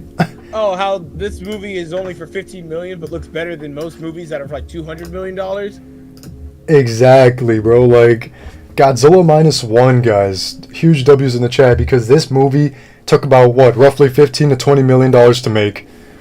And it looks completely better than what we've been getting here in the United States for the past, 5 years now. Like, there's so many movie reviewers going crazy about how this movie looks, and it deserves all the praise. It does, 100%. I'm happy this movie's doing well. I'm happy this movie exists. I'm happy that we have the opportunity to express how much we love this movie. It's a good time. Like, I've said this once, I'll say it again. This is one of the best times to be a Godzilla fan. This is one of the best times to just be a kaiju fan. There's just so much good media we have going out right now. And W minus one, chat. W minus one. W to minus. Exactly. I thought the budget was up to $50 million. No, it's actually reported to be 15 to $20 million. Also from Kaiju number 14, apparently there were no practical effects in this movie. So yes, some scenes may look like they were using like practical effects, but no, apparently there were almost no practical effects used for the movie, like used in the movie. Yes, sir. Yes, sir. They're literally showing Hollywood what they're working with. Exactly, guys. Like, people are saying that this movie looks 100 million times better than the Marvels. And from what I saw from trailers, that did not look great. That did not look great at all. It didn't. The CGI from the Marvel movies right now have nothing against Godzilla Minus One, honestly. Team Godzilla fans, you guys already know. Godzilla W, man. So, Chris, I think one thing we'll talk about before we start talking about Godzilla X Kong is the final battle. What did you think of the final battle and how they stopped Godzilla in the movie? It was wonderful. I thought it was one of the best ways to do this. It was realistic and in universe. Like I said earlier, they didn't have any sort of special weapon. They didn't have any sort of end all be all oh, this is the one thing that can kill Godzilla. They themselves didn't even know. It was just a plan, and it's something that was hinted earlier with the deep sea fish. The way when they were coming up, they were looking a little gelatinous. It's because of deep sea decompression. They were rising too fast. So yeah, sinking Godzilla, then rising him back up really, really fast was one of the best things they could have done because Godzilla. That's why Godzilla stayed there because he was fucked up, and he knew he was fucked up. He knew he was adjusting, guys. I was telling my brothers yesterday while watching. Is they're basically screwing with him, bro. They're messing up a lot of shit in his head right now. They're screwing the hell out of him. You see chunks of flesh were missing out of him when he came up because you could see big gashes and his eyes were. He was blinded. His eyes were bulging out. They were He was in pain. He was in pain. Man, it's crazy. As always here, Lwws says it's crazy how Hollywood movies has 10 times the budget, but they can't even make their CGI look as good as Godzilla Minus One. Yeah, correct. But yes, the final battle was enjoyable. I loved it. I loved the Godzilla theme that kind of played during it. Yes. Dude. Dun dun dun dun. It reminded me straight out of Heisei God, the Heisei series. Listen, there was a movie that was supposed to be made called Godzilla Naval Battle. That was an unmade Godzilla film. And it was supposed to be entirely at sea and just dealing with the Japanese Navy dealing with Godzilla. So this movie right here was basically my dream come true, just to see a Godzilla final fight take place in the water, because that's when Godzilla's in his element. That's when he's at his best. That's when the characters have to actually think on their feet and interact and see how they're going to defeat him. It was wonderful, absolutely wonderful. This final battle was. Lewis, what was your opinion? I thought like the way Godzilla came up from this, like when they sunk him, I thought it was the coolest thing ever, because the music that was playing was like dun dun dun dun dun dun, and then when they sunk him, he's just like, oh, like he's like kind of like trying to swim up, but he can't. And before that final battle happens, I love that. Like, I love the CGI. I know a lot of people probably would disagree, but I love the CGI. How Godzilla looks like in the pure sunlight. I think it's the photo behind me. The photo behind me right now, guys. That scene looks so good. I love the way Godzilla looks. He looks so like angry. He's following the plane. He's kind of looking at it. You can see the full detail of the full glory of Godzilla in that scene. One thing I love about that scene too is just, sorry, Cookie. No, you're worse. No, you're good. You're good. It's is people were complaining about how sluggish and how slow, and kind of, and just like how stiff he was at some points when he's on land. And you can tell that was a creative choice, because when this Godzilla wants to move, he can move. Oh yeah. When he tried to tail swipe the plane, or when he started dive bombing that building and started moving it around and destroying it. When he does his breath, boom. Yeah, this Godzilla can move when he wants to, but it's a completely deliberate choice when he's walking just like this, because that's just how the Heisei Godzilla walked. Yeah, and this Godzilla modeled after that one. My childhood brother actually compared this Godzilla to Shin Godzilla, because he kind of does have that walking, like, he kind of has that, like, body feature of Shin Godzilla. He walks like his arms like this, and he kind of walks like Shin Godzilla. He looks like him, because the way he's built, too. He's kind of has, like, a little bit of a not too skinny waist, but he has, like, a waist, and then his thighs get bigger. So, like, it was really cool. He walks like he's a man in a suit. Yeah, exactly. And the amount of detail in this movie is incredible as well, by the way. Like, the scene behind me, the picture that's behind me, we actually get to see Godzilla walk on a few houses, and you actually do see, like, a son and his dad get killed in that scene. And it's like, do you see it happen? And trampled over, and there's also a dog barking at Godzilla, too. And the dog is running away, too. You can see the dog running away. And it was really cool. Those little details were just like, it just made the movie really, like, 100 times better. But yeah, Chris is right, guys. Like, when this Godzilla wants to move, he can move. Like, when he was, like, in the water, there was a moment where, like, he kind of, like, actually jumped out of the water to bite the plane. But he didn't do it. He himself up to try to bite it. Yeah, and then I love the pose he did, too. After that, he was kind of like, he was like this. I want to say. He was like, and he looked, like, so mean. But anyways, the final battle was enjoyable. I love the way they came across, like, Godzilla's, like, defeat. It was the most unique way to stop Godzilla, for sure. I loved that when he sunk down. The music cut when Godzilla's dorsal plates just went back in, and when he kind of, like, froze up a little. Like, it was like a dun dun dun dun, and then, like, he just froze up and they got quiet. Like, I know, yeah, he's just down there and he's like, yeah, and it's like, but when the part Godzilla gets back with his skin melting and his eyes almost coming out, makes me cringe. Yeah, it's like, like, you feel kind of bad for him a little bit, low-key, like, just a little, because that's just, like, no animal should go through that, because obviously, oh my god, it's, yeah, obviously, guys, I'm sure you guys know about the tragic, like, submarine incident. It is not fun going through decompression and stuff like that. Oh my god, bro, it's like, literally just Ocean Gate. Yeah, and it's like the power of the sea, man. Like Noda said in the movie, we'll use the power of the sea to kill Godzilla. Anything cannot withstand the pressure of that. Like, I love how, like, realistic approach that was. Like, yes, Godzilla comes from the sea, but there's also consequences to when Godzilla lives in the ocean. Because, like, you can take him to, like, the deepest part of the ocean, boom, crush him. And they had a plan. Because he knows. Because Godzilla knows not to come up too fast. Why? Yeah. That's why whenever he rises in this movie, it's never like, he just jumps out of the water immediately. He always, like, slowly raises up like a shark in a way. Mm-hmm. Having his spine stick out.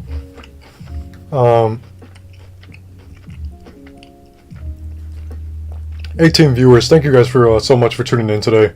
Hope you guys are having a wonderful Wednesday today. But yeah, like, and then when they bring Godzilla back up, I love that what's his, I can't remember his name. I'm so sorry, but the kid, he brings back the whole cavalry. Oh, like, yeah. Oh, the he brings, tugboat.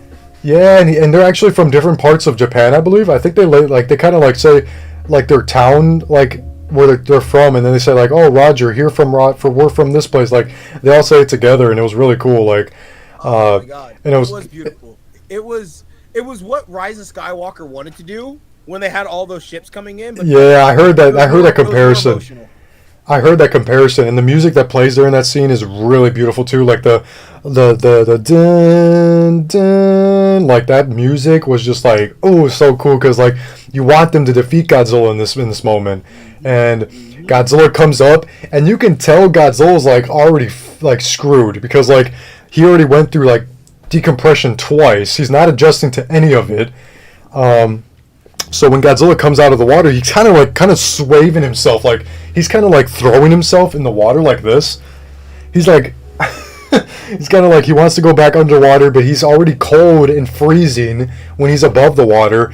And so there's a moment where he's roaring, and his arms are shaking. He's like cold. He's like shaking the whole time.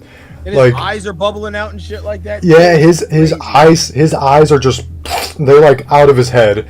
And the one scene that actually I was questioning like whether or not they were actually going to succeed in this moment, when Godzilla was bringing out his dorsal plates again, and Godzilla was just like, you can tell, like, it's, guys, my wife put it this way: imagine you were like stranded in the cold for like an hour, and this is like, let's say below like 20, right? You're getting frostbite, and imagine you put yourself under a nice warm shower. That's how Godzilla is like feeling in this moment. His skin feels like it's burning. That's why, and he's also cold at the same time. Yep. So when Godzilla does his breath, it kind of does that, like when you're getting under hot water kind of moment. Like when you have frostbite, you don't want to jump into a hot shower, because that's just gonna hurt. It would really screw you up. So the mistake that Godzilla did was bring out his atomic breath to warm himself up. That didn't work, because that already is hot alone. And so when Godzilla's doing his breath, yeah. And the one thing that I found really creepy when Godzilla was trying to do it, he was so pissed that he was just like this, and then his eyes are looking like so creepy, like GMK. Oh my god, they're just like straight ahead, and he's just like hunched over, and you can see his breath just charging up in his mouth. The Chikashima just lands it like that. Yeah, and then last scene is just beautiful. Was crazy, bro. Like it wasn't like mind blowing, like twisting, but like it was impactful, because Shikishima flew his plane into Godzilla's mouth because it had bombs in it, and he wanted to, he wanted to redeem himself. And then we find out that, the lead mechanic actually put a ejection seat in his plane. Yes. Or I think the plane already came with it, actually. So I think it did, and he told him about it, because like fun fact, a lot of Japanese planes normally they didn't have ejector seats, because again they were just expected to just be kamikaze pilots and stuff like that, just ram their planes into shit. But in this one, it was one of the models that did, and he just told him like, hey, yeah, this has an ejector seat, so you pull that lever whenever if you activate the bomb timer and stuff. And if you notice, for a very split second, you'll see him ejecting out as before he lands into Godzilla's mouth. Yep. It's kind of like right here he ejects, and it's like it gets stuck in his mouth. But yes, Jordy, you can die coming out of the water too fast if you're if you're really deep in the water. It's either that, or you can really get like screwed up. You don't want to do it though. Don't try it at home. Yeah, don't try it at home. If you could, don't do it. I know you can do it with a can, but like don't do it. And a lot of people actually kind of said that this was like the modern oxygen destroyer in a way, because of like all the with the bubbles and everything, the bubbles and everything, and Godzilla looking in pain, like Oh my god, like my dad actually The oxygen destroyer. exactly. And there was a moment where like when Noda had that like cover over the plan.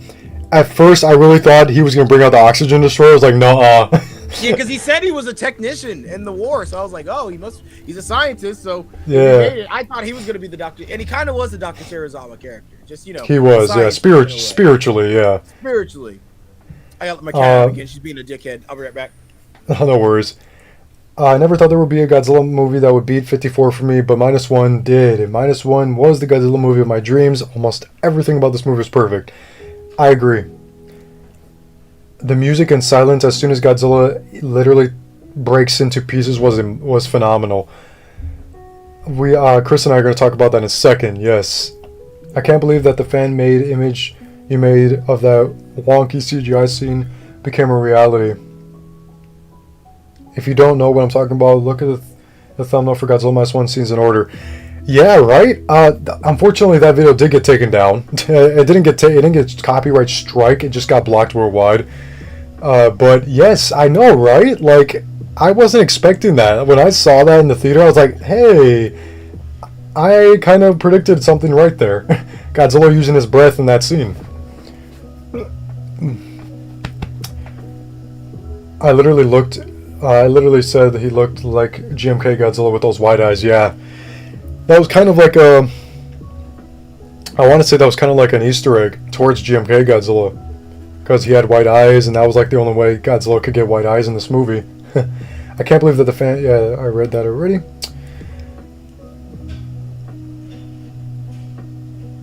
If you were that deep, you would get crushed by the pressure. Correct.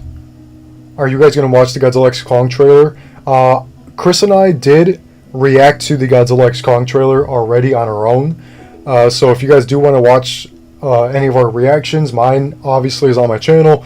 Chris is on his YouTube channel, so you can go straight over to his channel. I did share that to my community post, so you guys can go check out his reaction video on there. I get really excited. I get really excited. Bro, I was saying, bro, I'm mostly shocked the entire time. But yes, but anyways, guys, like, yes, Godzilla -1 was really amazing. It was perfect. I thought it was perfect. Godzilla, when his head gets blown off, like, obviously he can't do anything at that moment, almost, because he's, like, still, like, adjusting. But the roar that he does when he starts to, like, break apart is just so sad. It like is. And you see the blue lights come out of the water and everything like that? Yeah, and did the roars remind you of, like, a whale at all? Like a whale sound? Yes. Yes, they did. I thought that was, like, a cool throwback to, because, like, the original Gojira, they based Godzilla's design off a Stegosaurus, a T-Rex, and a whale and a gorilla. So I thought that was cool that they brought like the whale sound effects into Godzilla for the first time in like forever. I love it. So yeah, and it's like, obviously, guys, at the end, Godzilla comes back. His whole body that is melted or breaks apart because of how cold and hot mixed together. Obviously, it's gonna melt him. He starts to grow back at the end. So Godzilla's not done. He's coming back. So I can't wait to see him come back. Godzilla -1 was scary and loud and so good. I might go over and hop on the channel and sub and watch some of his live and then come back. For sure, man. Go right ahead. Go support Monster Zero here. I was not expecting that his head will explode. Yeah, I was not expecting that either. I wasn't either. But yes, Chris, Monster Zero, final thoughts on Godzilla -1. I thought it was a masterpiece. I thought it was a modern masterpiece, a modern great film. It makes you feel something, makes you feel everything. I can't stop thinking of the film. Go and see this film. Just go and see this film at all costs before the 14th. You guys need to see this film. This film is wonderful. It's absolutely wonderful.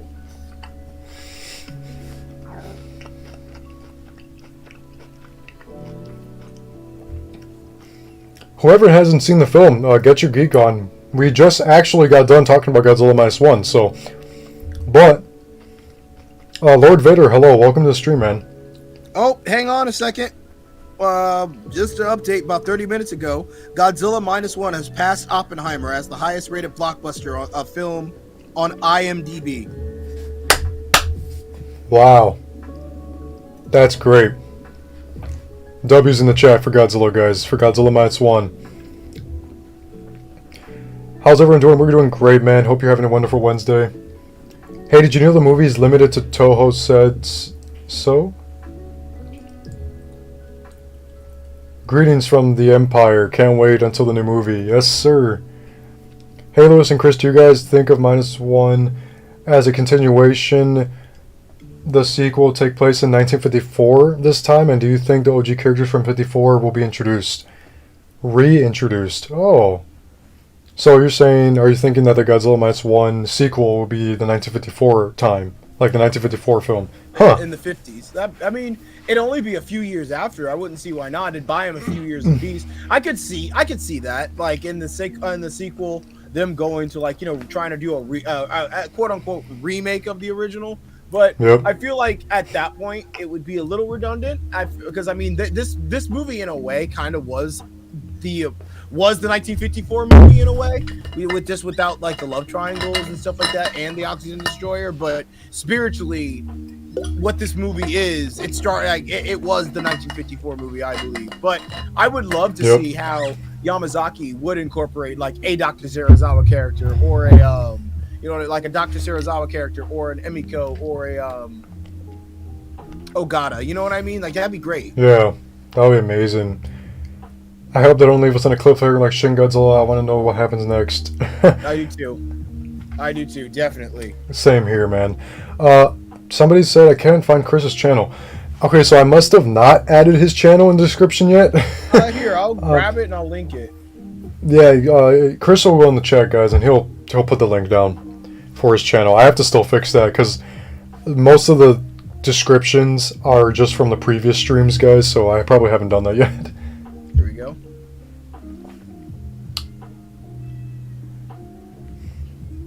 Yes, W for Godzilla, guys. So, yes, like Chris said, my final thoughts for Godzilla -1, I thought it was a masterpiece, a modern masterpiece for sure.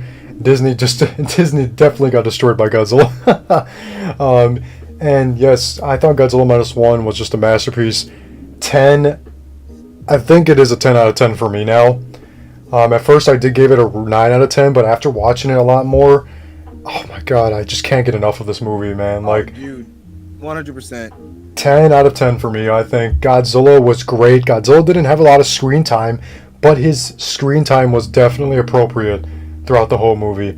There was some scenes I wish I did see of Godzilla. Like, I wish there was like a scene where like Godzilla kind of showed up during the third half in the middle somewhere. I thought that was kind of the only thing I wish I did see from this movie. The third half kind of only dragged on a little, but not too much. There was just, if they put Godzilla in the third half, like somewhere in the middle, I thought it would have been nice. I thought it would have been nice to see, like, after Noda says Godzilla's coming to Tokyo, I thought that would have been a perfect moment for Godzilla to show up, like, at the night or something, in nighttime or something like that, and that would have been nice. But the characters were beautiful. I've never loved Godzilla human characters like this movie, man. Like, the human characters were the best part of this movie, I thought, and they made this Godzilla movie work. Excuse me, guys. Man, I will say that, yeah, I've never really... Well, I've cared for human characters in Godzilla films like this. Yeah, for sure. I have, and it's good to see that a Japanese Godzilla film is getting the love and the recognition it deserves here in the States. Yes, finally. It's wonderful. Great to see that, man. Like, yeah, I'm not saying like all the human characters I don't like in the movies. Like, I did enjoy the Godzilla against Mechagodzilla and Tokyo SOS human characters. I enjoyed the Godzilla vs. Destroyer characters and the Heisei, most of the Heisei characters, and some of the early Showa characters in the Godzilla movies, especially from the 54. Now, between the original Gojira and Godzilla -1, I do prefer Godzilla -1 over the original, in my opinion.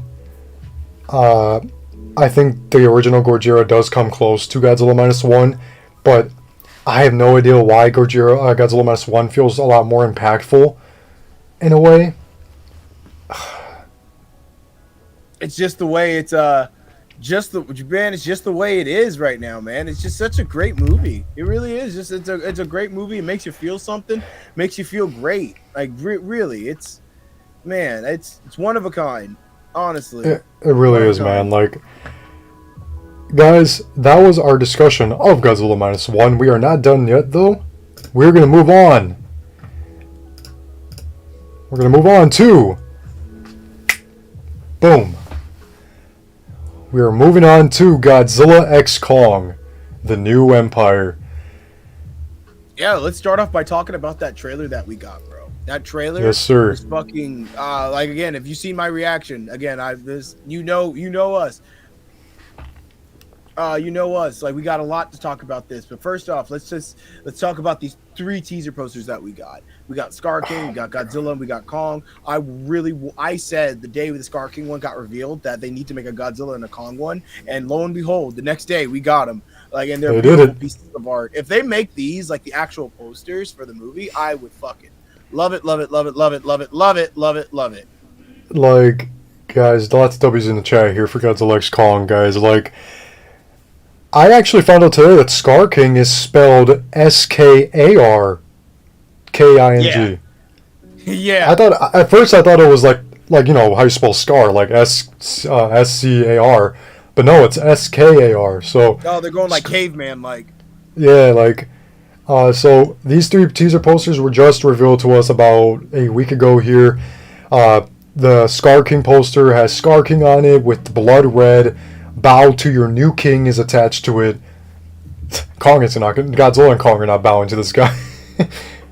And then the Godzilla and Kong poster has Unite 2024. And a lot of people are saying... I just love how we got them uniting, because I just want to see them I can't wait to see them work together again. Two of the biggest monsters, you know what I mean? Oh man, I agree, man. Like a lot of people are saying they wish they got a Shimu poster, and I kind of wish that too. I wish we kind of saw a Shimu poster too, but that's the surprise Titan, guys. That's the Mechagodzilla of this movie, because we got Mechagodzilla was the surprise from Godzilla X Kong. I can't wait to see what he looks like. I'm probably gonna wait to see what he looks like until the movie. So if there's any leaks, like I won't be checking them out, but I will be. Yeah, same. I want to get that feeling of like when Mechagodzilla was revealed. Yeah, exactly. Like, hopefully they don't show him in some trailers. Though there was in the beginning of the trailer, I'm not sure if you caught this, Chris, but in the beginning of the trailer, the blue that's under the desert in Egypt that's coming out of the ground, that's Shimu. That's Shimu right there. Oh, so they're pulling a little Mechagodzilla where exactly. They had him in the trailer, but they had him like very, very hid. Yeah, exactly. Like. So this was the next poster that we actually got, and it was of Godzilla himself, and it revealed his new design fully. Chris, this was a cool poster. What did you think of this poster? Oh, the Godzilla one? I think it's fantastic. I'm in love with this new design. I love that just so his arms are longer, his head's a little more proportionally correct with his body. He's slimmed down a little bit. He's evolved. His spines are looking different in there. I love how it's like you know how they're like a lot more jagged, like the 2000s versions. I'm in love with the new design. Like we'll get into it more like when we show more trailer images, but like yeah, like I'm so far so good in my opinion. I can't wait to see what the Americans are doing with this. I agree, man. Yeah, we'll just also show off the Kong poster here. So there's the Kong poster. Kong doesn't look too different. I think the only thing that's really different about Kong is like the gray highlights he has on his fur now, because he's a little bit older a little bit. He's showing some age, but his arms look a lot buffer, and well, his shoulders do. His shoulders and arms definitely look a lot buffer. Welcome back, Boogie Films. Welcome. I did saw a screening of Godzilla X Kong, and I laughed at Scar King getting his ass kicked by Millennium Godzilla 2024. Oh, you saw a screening? Well, don't put any spoilers in the chat. Yeah, no spoilers, please. Oh, that's cool though. If that's what you mean by that, like you saw a screening of the film, that's really cool. That's incredible though, bro. Yeah, that's a cool opportunity. Just please, no spoilers. Should Toho make a new Godzilla Final Wars movie? No. Why not have a solo Doug movie? Hey, I'm open for a series, like a little Apple TV show or some Netflix show. We did get a baby Kong. We saw a baby, and I think that's baby Scar King. Yep. Same So color as him. this was the first image. This was the first image that we got for Godzilla X Kong. And it shows Godzilla himself hibernating in ice. So, and then obviously it shows the pink minerals around as well. My dad actually pointed this out to me. My father pointed this out to me. Shout out to my pops. He told me that when ice meets with salt water, it turns like a pinkish color. And so when there's radiation put together with that, it's going to glow like a pink. And that's why he was telling me, like, yes, Godzilla is pink because he's from the sea, isn't he? And I'm like, yeah. And so that's why when he's in ice and, salt water meets with like pink, that's why it turns like a pinkish color. It's incredible. I love that. I'm honestly, I will say this, I'm okay with magenta and pink on Godzilla. I think it's wonderful. We will get to that, yes. Baby Kong. Yes. Baby Kong. So when he showed up in the trailer like this, in the trailer, at first I really thought this was a giant ass Kong. I thought that was Scar King at first. Bro, I thought this was just a random giant ass ancient Kong walking towards Kong. Like, I was like, no way. Like, what did you think, Chris? You thought it was Scar King? I thought it was Scar King at first, and also something else to take note of is that this movie is Kong is giant. Kong's already a giant monster, so that shadow that he saw was probably fucking enormous. You know what I mean? You got to take that into account too. Mm-hmm.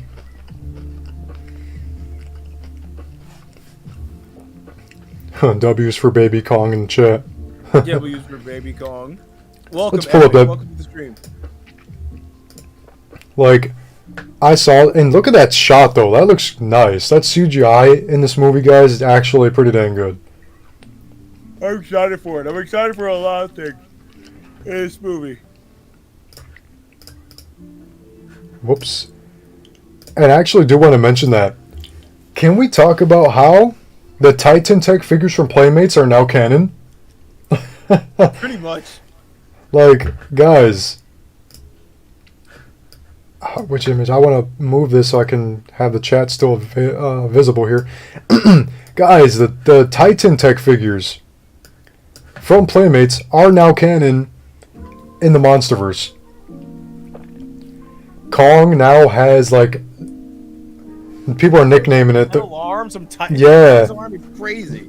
Like the Gauntlet, people are nicknaming that. So, what are your theories on this, Chris? What do you think this is? Like the armor. I think Kong gets his arm fucked up, and he has to put that on to help him. Or what I'm hoping is that this gauntlet thing is helping him can channel some sort of electrical powers that he gets in the monster in the Hollow Earth, like something that can help him like output his electricity if Kong does ever get his lightning powers. That's what I'm hoping for, because I think it would be wonderful if Kong did get those. But if it's just something to help him punch harder, hell yeah, or just something to help his his arm healing up. I agree, bro. Like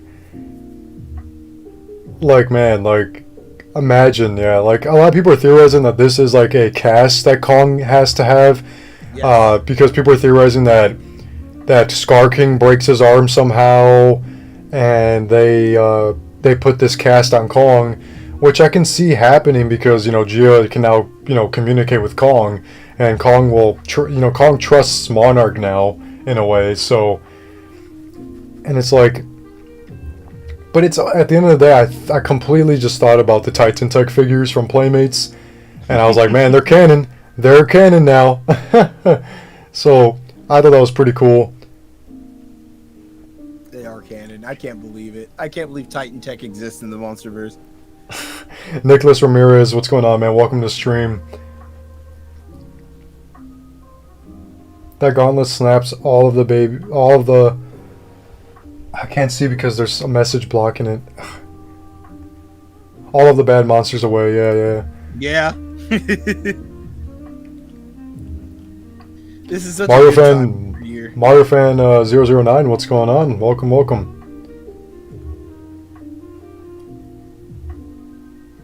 Oh my god, bro. I'm just so excited for this movie. You want to start talking about the trailer? Yeah, let's get on to that. So we're gonna shut those images off. Boom, Baby Kong. Yeah, they're incorporating quote unquote Son of Kong, and I feel like this Son is of actually Kong. Scar King's son that's gonna go to Kong's side. It's gonna be fan fucking tastic because it's just I love because Kong's getting more lore. We're gonna see him to get to raise somebody and teach somebody. We're gonna probably see other members of his species because for him to exist, Scar King had to procreate with somebody. Had to. Because and if you notice, there are other Kongs in that trailer, and if you notice, they all have red hands on their chest. So Scar King, chat, probably does, like Chris is saying, probably does mark the Titans of the Hollow Earth in a way, because all these Titans are like chasing Kong at one point in the trailer. Like these like wolf hyena Titans are all chasing Kong, and they're all just chasing him. It's like they're probably all like in the hyena like wolf creatures in the Hollow Earth. They do have the same like burgundy reddish orange fur like Scar King. So but yes, if you guys do look at Baby Kong, he does actually have a scar on his right eye. You have to look really closely to see it. It's like it's like imagine the Lion King scar, like it's right there. Like it's hard to see, but my brother pointed it out when I showed him the trailer. He has a scar, so that probably is a hint that Chris, you're probably right that he is probably Scar King's son. Oh man, it's also it's like it's that and it's his color, like he's his color too. Yep. It's his.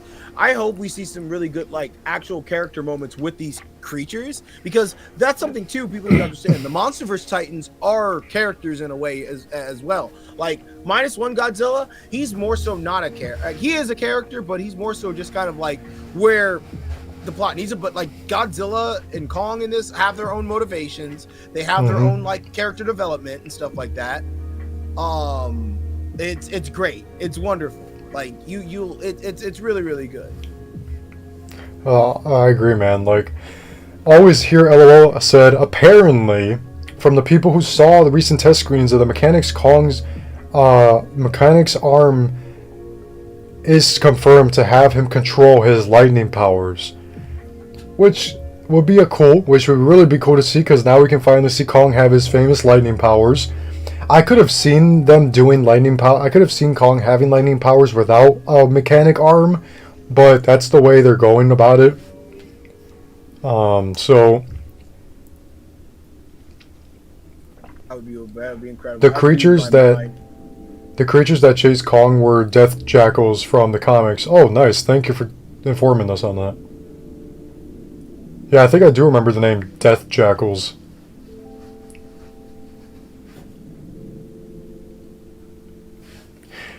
So right after that, so I don't know if you guys can really see this photo this well because it's kind of dark, but we do see the family of Kongs in the Hollow Earth, and I believe this is taking place in the present because you can see Kong, I think, standing right in the middle there. Yes, Kong is in the middle, and if you notice on everybody else, they all have red handprints on them, and Kong is right there, and it's right before Scar King lands in the trailer and starts roaring back, because I feel like that's the first time Scar King and Kong are going to meet, because this is how I feel like the scene's going to go. Kong's going to find them, be like, holy shit, there are other members of me, and then run into Scar King, and then Mm-hmm. be like, and then that's when they're gonna fight for the first time, and he's gonna get that stuff. Yes, sir. And also the baby Kong is in this herd of Kongs as well. He's kind of like standing off to Kong's left or right there. Poppy's on the show, everybody. Say hello to Poppy, everybody. Out of my cat. Yep, my cat Poppy is here. There he is. There is a she, right? Yeah. Yeah. She And followed me back in the room when I let her out. Like, she literally, I'll let her out, and then she'll just For try real. to run back in here. Like, man, she's like, where are you going? Where are you going? Always hello. Hey, Lewis and Chris, I have a theory. I think Scar King's son gets abused by his dad, and he tries to look out for help to stop him and his. That could be I think theory. that's how it's gonna go. I think that's how it's going to go too. I agree 100%. But I love the fact that there's a lot of other Kongs now. This is the first time in Kong history we see a bunch of Kongs like this. Yes, we see an actual like herd and like a tribe of them. Like Kong's gonna Yeah. be. And also, one thing I think I really want is that I really want this movie for Kong to finally get his King Kong title. Yes. Like, because I want him to beat Scar King and then actually get his King Kong title. That'd be incredible.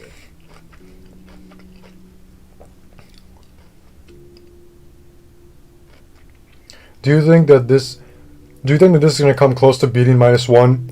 I don't think so. No. Absolutely beating not. -1 in the box office, maybe. The box office? Yes, I think for sure. Yeah, in the box office, yes. But in the overall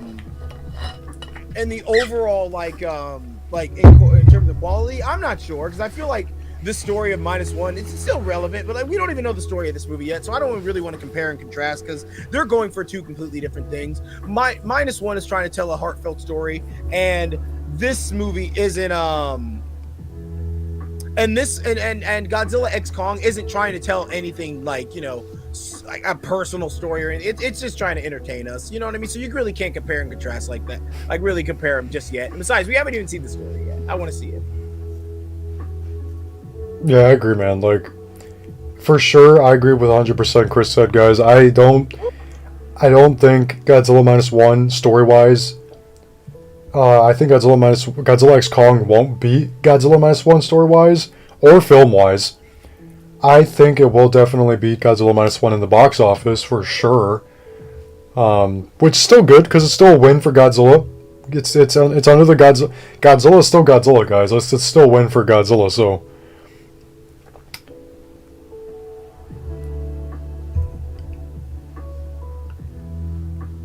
What if the Skullcrawlers help Godzilla to kill Scar King?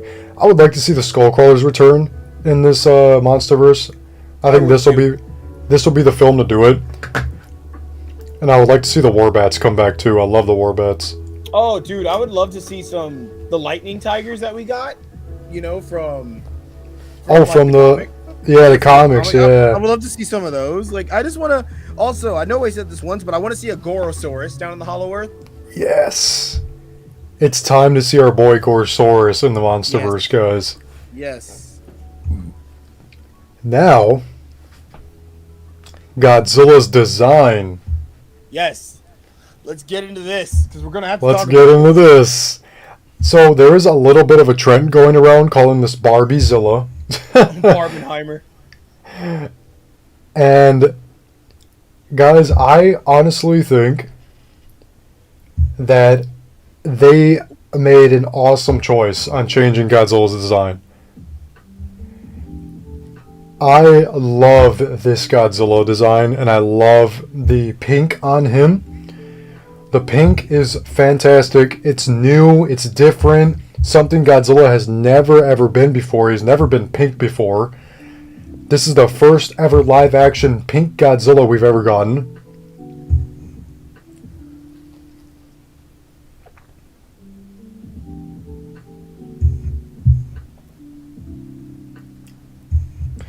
Like, this Godzilla design is very, very cool, guys. I love how they actually changed Godzilla's design.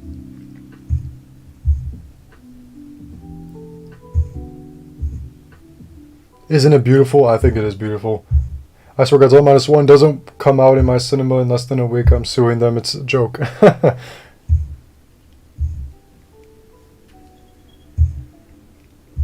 Beyonce Zilla. Yeah, W for this Godzilla, man. Like, Ooh, sorry about that. Had an emergency. no worries, man. No worries. There's a channel called I Love Louis Duran. Let me see your chocolate starfish. I beg your pardon. I prefer him to be red, but it gives me Godzilla 2000 vibes. The design definitely gives me like Godzilla 2000 like vibes for sure. One thing I gotta say about this Godzilla design, if I haven't said it already, I do love it. I love the pink. I love the hue. One thing that and this is a rule that I have for every Godzilla design, because I said the same thing about Minus One, and now it's literally one of my favorite ones. At first, I was a little disappointed in it, but this one I'm loving right off the bat. And I gotta say, I need to see this Godzilla in motion. That is the one rule that can determine my love or hate for a Godzilla. I need to see this one in motion. I need to see how this Godzilla moves. I can't wait to see how he moves. I'm genuinely excited.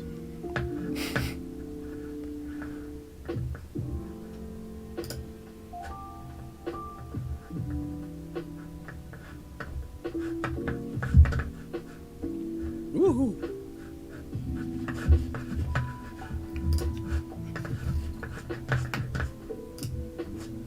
There we go.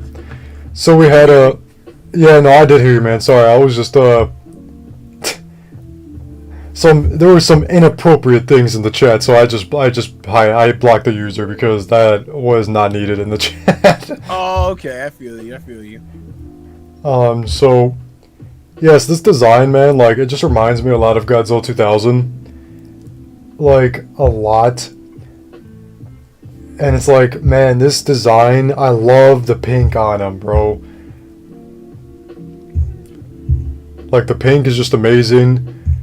And, like, I love the dorsal plates, too. They kind of changed the dorsal plates as well. Yes, they're way more spiky than they are. They're way more spikier and more dramatic and more exaggerated. The dorsal plates remind me a lot of Godzilla 2000's dorsal plates, for sure.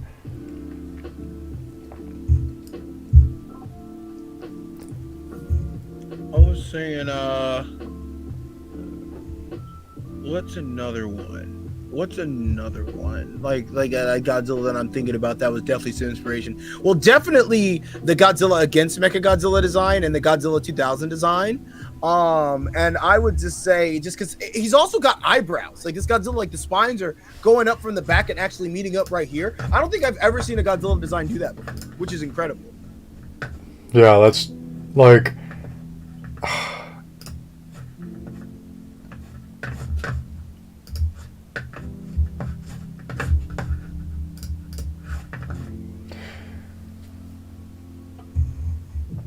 It's not really pink, it's more magenta, but I guess you could call it pink. I don't know, Chad, what do you guys think? Is it like a pink? It's like magenta pink. Just saying it's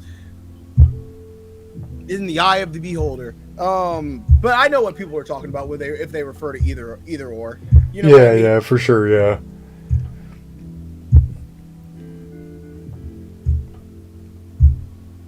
Lewis, are you still teaming up with Goji, Franklin, and Godzilla? No, I'm not. I made a meme for Godzilla X Kong. Yeah, there's a lot of people making memes for Godzilla X Kong. Yeah, the memes for Godzilla X Kong were great. Like... Fucking great.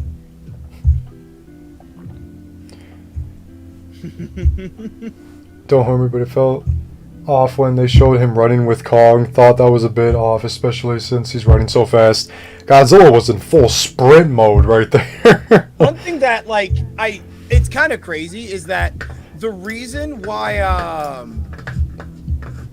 it seems like he's moving so fast is because well, you have to think about it like this. Normally, when we see Godzilla, he's bigger than everything, but since he's in the Hollow Earth, everything is bigger than him. So they look like action figures. They look like they're a lot smaller than they actually are. So, I know, yeah, it's weird. Yeah, so like if we were in the Hollow Earth, everything would be gargantuan. But for them, it's bigger, but they're just like, and they're still giant, but they just look smaller compared to everything else. So that's why, since the scale and everything is kind of like off with them. Yeah, man, it's like, we'll get into that running shot in a second, but this shot of just Godzilla roaring up to the sky is just so cool. A lot of people are saying that the CGI is not good in the scene. I don't see that. I love the CGI in the scene. I think it's pretty great. Like, the pink on this Godzilla looks amazing. I never thought that I actually liked pink on a Godzilla before, and this is definitely one of those. This is definitely like one of those moments where I'm like, okay, I accept pink on Godzilla. Like, it's just like how when Shin Godzilla had purple, like, for the first time. It's different. Yeah. Like, giving Godzilla a different shade of like attack so he can just do something. It's wonderful. I love it. I think it's great. I think it's great for them to be different and everything. Yeah, I agree. Like, Nelio, Lewis, do you think Akira Ifukube's Godzilla theme will come back? I don't think it will come back in Godzilla X Kong, unfortunately. Yeah, sadly, I don't think it will, but like it'll be awesome if it did. It definitely should. Yeah. Jordy asks, do you watch Koji Center? I do. I do once in a great while. I don't watch him like 100% of the time. I would love to meet him one day. I've watched Goji Center sometimes. I'm the same way, but I would love to meet him one day if I could. Godzilla looks like Shin. There's a few Godzilla YouTubers like I would love to personally talk to and work with. If you guys know any of them, tell them Monster Zero says hi and wants to work with them. What was Godzilla X Kong's budget? Ooh, that's a good question. Let me look it up. 20 viewers in the chat, guys. Thank you guys so much for joining today. Having a wonderful Wednesday with everybody here. It's not out, but like it's probably going to be around 200 million. Probably, yep. I wouldn't be surprised. It's probably going to be around 200 million. What was Godzilla vs. Kong's budget? Well, let's find out.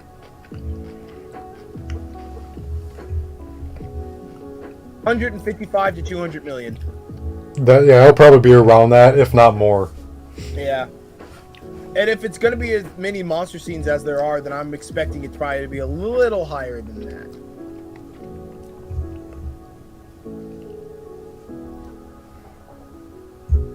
I'm really excited for this, though.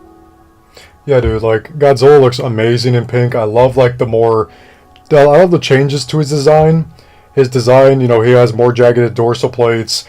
He has, I think in, like, one shot, unless I didn't pull up that shot, but in one shot, there's a shot where, like, his head shows and, like, his, like, dorsal plates come up to all, like, they glow from his head to, like, near his eyebrows, and it's just, like, it's just, like, really, really cool. Like, that's a really cool touch to this design. He's a lot more slimmer. He's a lot more skinnier. Nowadays, he lost a few pounds. He got really depressed after fighting Mechagodzilla and not winning. So it's like, yeah, like, this Godzilla design I love. I love the pink on him. Yes, I am also watching the Monarch series. We are watching it, Chris and I. Yes, we are. Episode 4 was great. Episode 5 tomorrow night, guys. Yep, episode 5 tomorrow night. Not a lot happened in episode 4. Not gonna say, but it still was just some good character moments. Scar King, what do you think of Scar King, Chris? I have a photo up here. The balding ape, yep. I love my guy. I love my nigga, bro. He's so funny. He's so funny. I love Scar King. He's great. He's got his whip right around him too.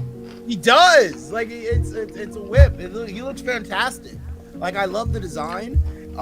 He's genuinely one of, like, it's really cool that Kong is fighting another member of his species. He reminds me of Koba from the Planet of the Apes series. I agree. The design and everything reminds me of Koba. I just think he's wonderful. I agree, man. Like, Scar King looks crazy menacing for sure. Like the whip that he has around him, I wonder what the kind of damage that's going to do. Apparently the whip was actually in the trailer.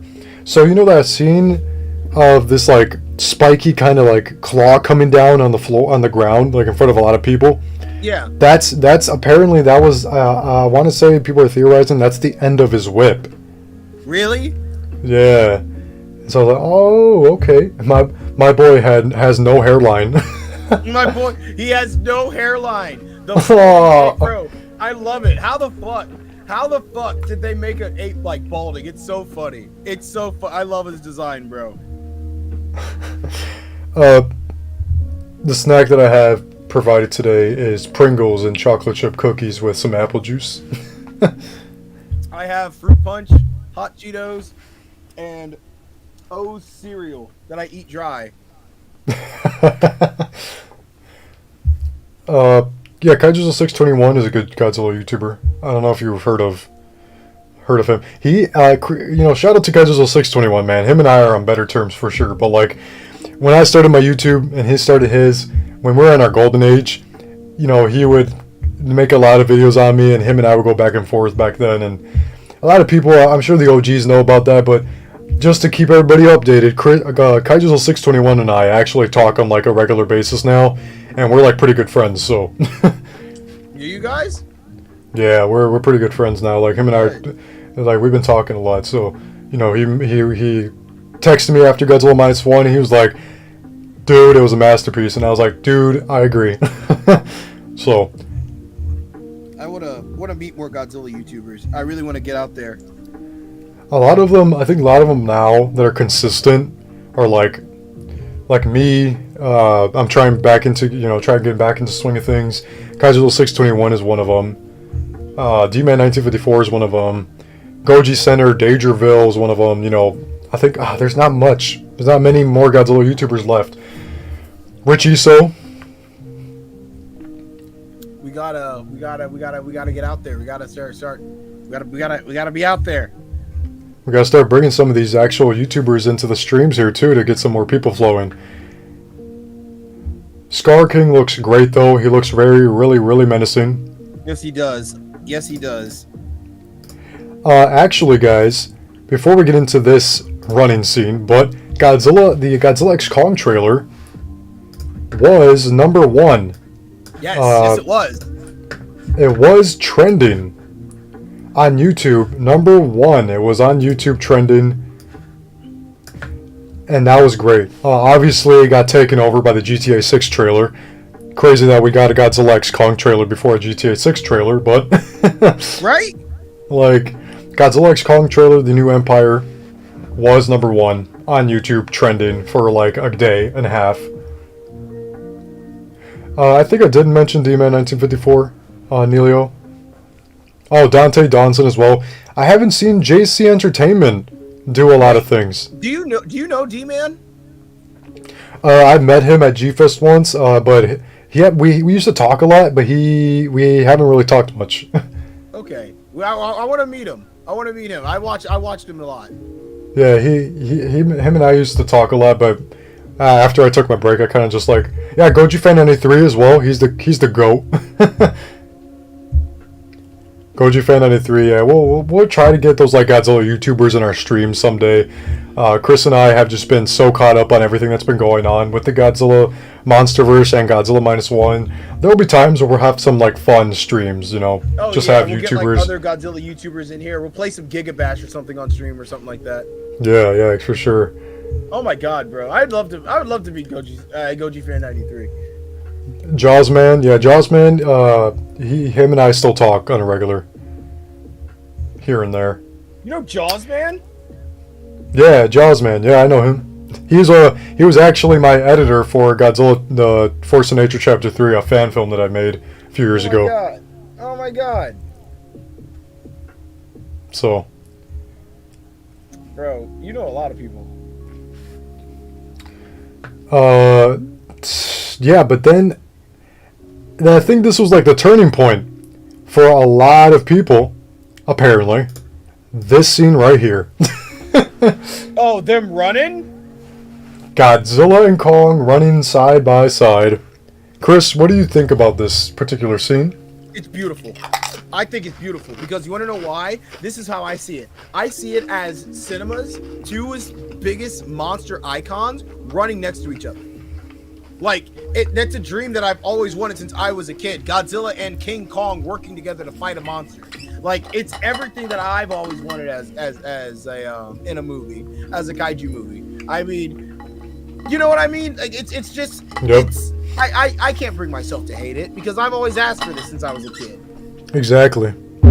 I've been a Godzilla fan since I was a kid, guys. We've been Godzilla fans since we were kids. It's like a lot of people seem to be hating this particular movie already, even though it hasn't come out. And a lot of people are hating the fact that the Monsterverse has just gotten goofy and fun. I'm sorry, but take it back a few years to like the Showa era. Wasn't this the same kind of vibe, same material? Heck, there was Godzilla at one point in the Showa series flying. Even then, Like, it's just like people need to understand that the goal of the American films aren't really to like they aren't here to break the mold. They're not here to like give you compelling stories with compelling characters. They have their moments, they have their times, but that's not what the goal of the American films are. The goal of the American films is just to sell toys and to get your butts in those seats and to entertain you. You know what I mean? And just make you have fun. And it's okay, and that's okay. And the thing is, though, the thing is with that, like, you can tell that the Monsterverse Legendary, the Adam Wingard, Toho, the designers for all these Monsterverse movies, they actually genuinely care. They do, because here's the thing. I've noticed that like, because every director that they've gotten has always loved and cherished and talked about their love for Godzilla in ways that like only us fans really can as well. You know, they've thrown things in the movie, they've done things, they've had characters named after a certain people. They've had like, you know, the Oxygen Destroyer, we've had fucking King Ghidorah, we had Mechagodzilla, Rodan, and Mothra already. The big five Toho monsters have already appeared in an American film, which is crazy. We have a Monarch Apple TV series surrounded by the Monsterverse Godzilla and the Monsterverse. Like, you're kidding me that you're telling me that they don't care about this whole series. like Godzilla running with Kong is the coolest thing ever, bro. Like, it is. It's great. Like, it's history, bro. Like, that's history, guys. Just be, oh my goodness, I can't say that enough. Just be grateful, guys. This is the American Godzilla running side by side with the American Kong, the American modern Kong. Like, yes, Godzilla's design has changed, but he's still recognizable. That's still the Monsterverse Godzilla. And yes, his head did get a lot bigger, it looks like. Yeah, his head did get bigger. And it's like Avengers Assemble in the Monsterverse be like, yeah. And it's like, people are theorizing also that Kong's actually running after Godzilla in this scene. I don't see that. I think they're just running side by side together. If you notice, like, pay attention a little bit. Like, I noticed Godzilla and Kong are both breaking out of the ground. Like, they were both knocked back, and then they both were just buried under rubble. So it looks like they're both burying and knocking themselves out because Godzilla like did this and he started crawling back up. Then he started running, and then Kong popped out right behind him and started running with them. Yeah, I noticed that too.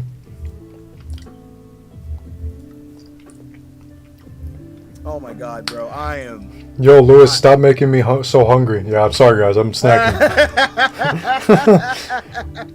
But yes, guys, like, Godzilla 2024 looks cool. I love the 2024 design already. I love the pink and the like dramatic dorsal plates that he has. Just reminds me so much of Godzilla 2000. And it's just, oh, it's so cool, guys. Like, just please enjoy this time that we're having, guys. We don't take this time for granted. Exactly, everybody. Do not take this time as a Godzilla fan for granted whatsoever, because again, who knows when the next Godzilla drought's going to be, and we're not going to have another Godzilla movie for 10 years. Could you guys imagine that? Us getting all this shit and then not getting another Godzilla movie in 10 years.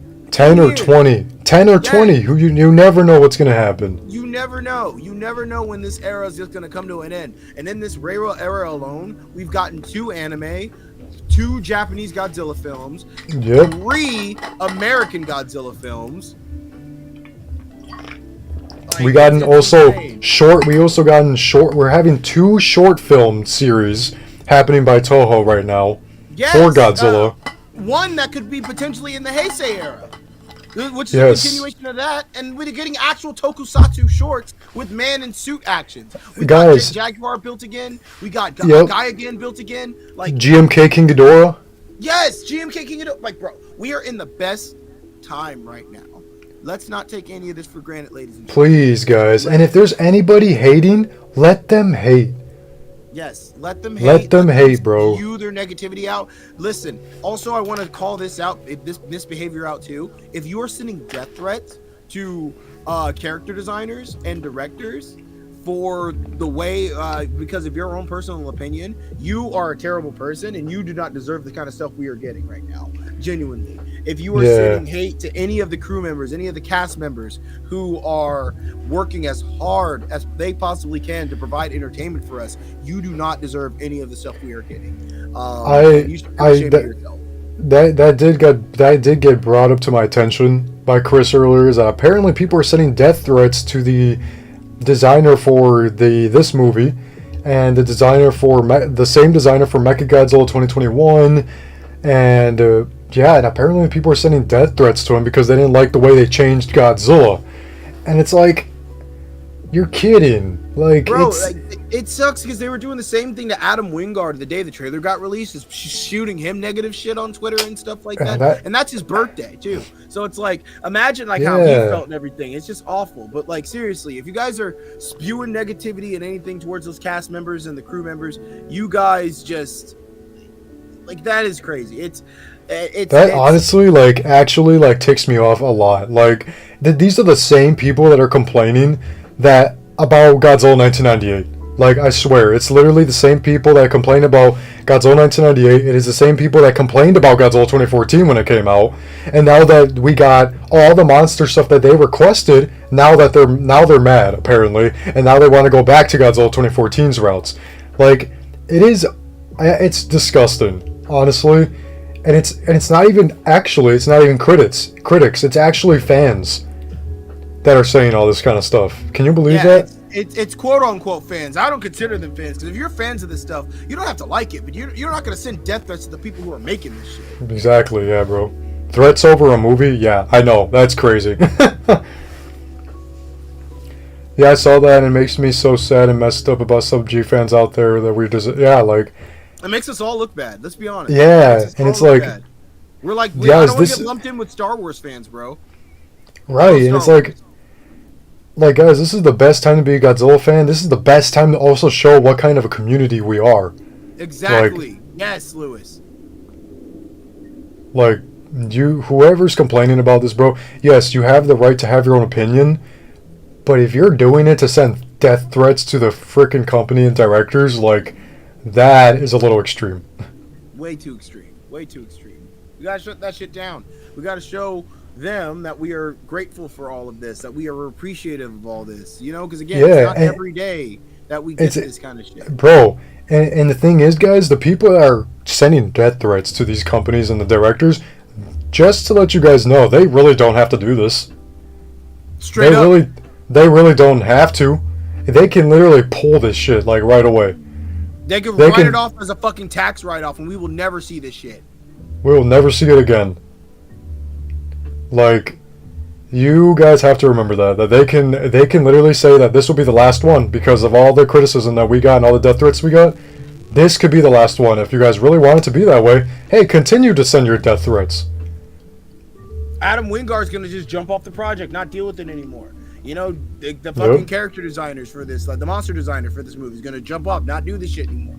You know what I mean? Like, it's not working. Yeah, you know, I've gotten death threats in my younger years, so I know how that feels like, and it's not a fun time to deal with. Not at all. It's not fun.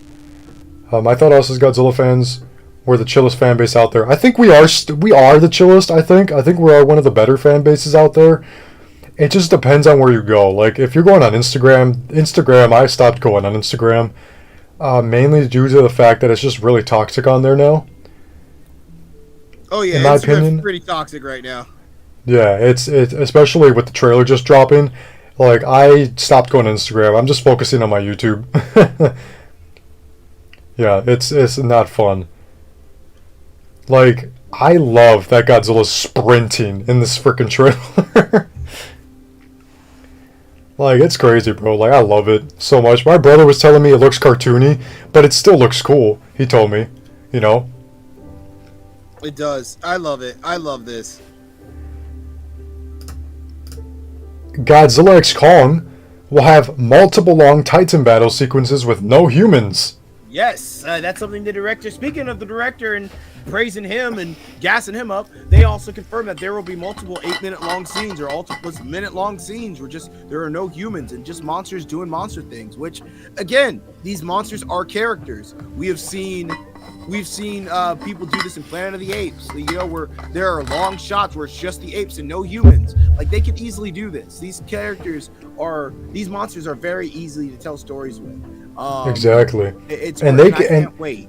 And if they want, just like Chris said, it's so easy to tell like stories. Like they did it with King Ghidorah, they did it with Mothra or Rodan.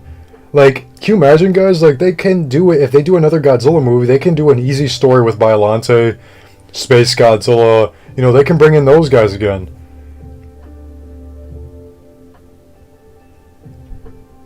Yeah, no, sorry for the little the little rant that we had, guys. It was just us speaking our opinion about like, people who are sending death threats, but think positive vibes all around. Exactly. Positive vibes all around. We're going to sit here and not force the positivity, but just spread it because through goodwill and just being kind to each other and taking care of each other in this community, because that's all we can do. Listen to each other. Don't gatekeep any of this. You know what I mean? Correct. If somebody's new to Godzilla, embrace them, let them in, show them your favorite movies, show them why we're one of the best communities out there, why we're one of the better communities. It's not hard to be kind to each other. Not at all. Not at all. Yeah, and obviously, man, like 100%. And there's actually some people that are gonna enjoy this more than Godzilla -1. I already know there are gonna be people like that, because and that's totally fine. Obviously, like I enjoyed King of the Monsters more than I enjoyed Shin Godzilla, and Kendall said that's what we pretty much want in a Godzilla movie. Though -1 did have the human story much better than any of the MonsterVerse films. No, and then Jordy said no humans finally. Yeah, see, it's like, I guess the movie has to have a good human characters, like good human cast, in order for you to care for the human characters. But like, I am sure we all can agree that the MonsterVerse cast isn't the most exciting. Excuse me, guys. Oh my. But yeah, Godzilla x Kong will have multiple long Titan battle sequences with no humans. That's whoever loves the MonsterVerse battles and loves monsters duking it out on screen, this is going to be the movie for you.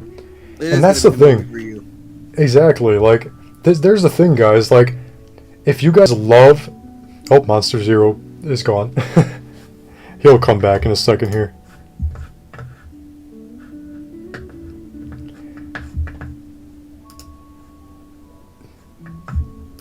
There we go.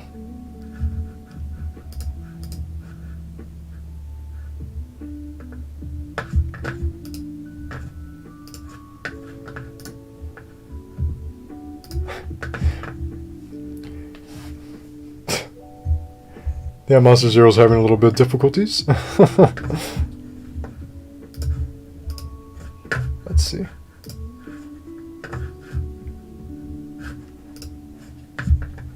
I don't know if you guys can hear him. Can you guys hear him?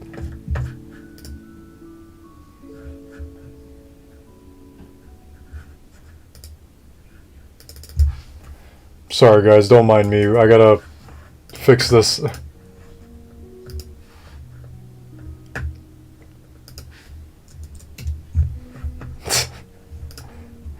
Technical difficulties here, guys. Here we go. All right, we're back. Sorry about the boys and girls.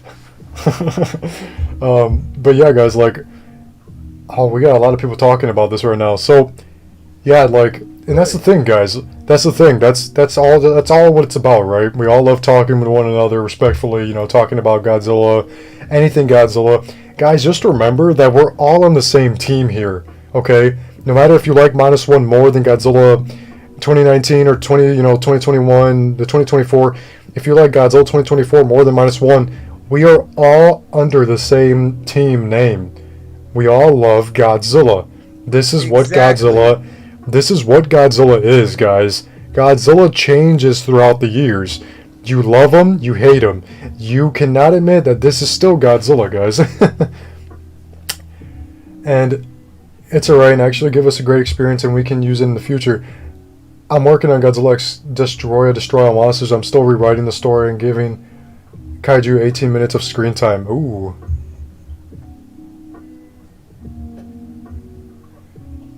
Hey, pink/purple is the hottest part of fire. Oh yeah. Yeah. If you look on the gamma ray like color thing, color measure, you can see that pink is the highest for gamma radiation. Wow. So this is going to be a very powerful atomic breath, guys. Yeah, this Godzilla is going to be very, very powerful. Very, very powerful. Like, guys, like, we are, yeah. Hey, Lewis and Chris, the reason why Godzilla could be pink in the, I think we discussed that. We're chilling for real. Hey, Lewis and Monster Zero, which kaiju would you love to see in the MonsterVerse? I think we did talk about this in the last stream or two. My top three, I would love to see Space Godzilla, Biollante, and Zilla. Yes. I think I said I would love to see Biollante, Space Godzilla, and to change it up, I would love to see Gigan at some point. Yes, I can see Gigan working in, like, I can probably see Gigan working in, like, a comic or, like, a cartoon or something like that. I don't know. Chris, I'm always going to stand by that, man. Like, I cannot see Gigan working, but at the same time, I can see Gigan working this in the MonsterVerse because Mechagodzilla is now a thing, so... but that's the thing, guys. Yeah, like, there's a thing for every Godzilla fan out there right now. There's the MonsterVerse. If you guys love that campy, Showa era like feel, you have the MonsterVerse. If you guys love that serious Godzilla tone, there's the Reiwa era with Shin Godzilla and Godzilla -1. And if you guys like that anime stuff, there's Godzilla Singular Point and Monster Planet. If you guys love the CGI, pure CGI, there's that Godzilla Heisei Godzilla Rex series. And if you guys love suit animations and the suit battles, there's the Fest Godzilla series. The Godzilla Fest shorts. Like, guys, there's a thing for everybody. The amazing Webhead, thank you for the super chat, man. Really appreciate that. Man, Godzilla's winning lately with hype in MCU. Yeah. Yes. Truly appreciate the super chat, man. Appreciate him a lot. I hope you're having a beautiful Wednesday night here.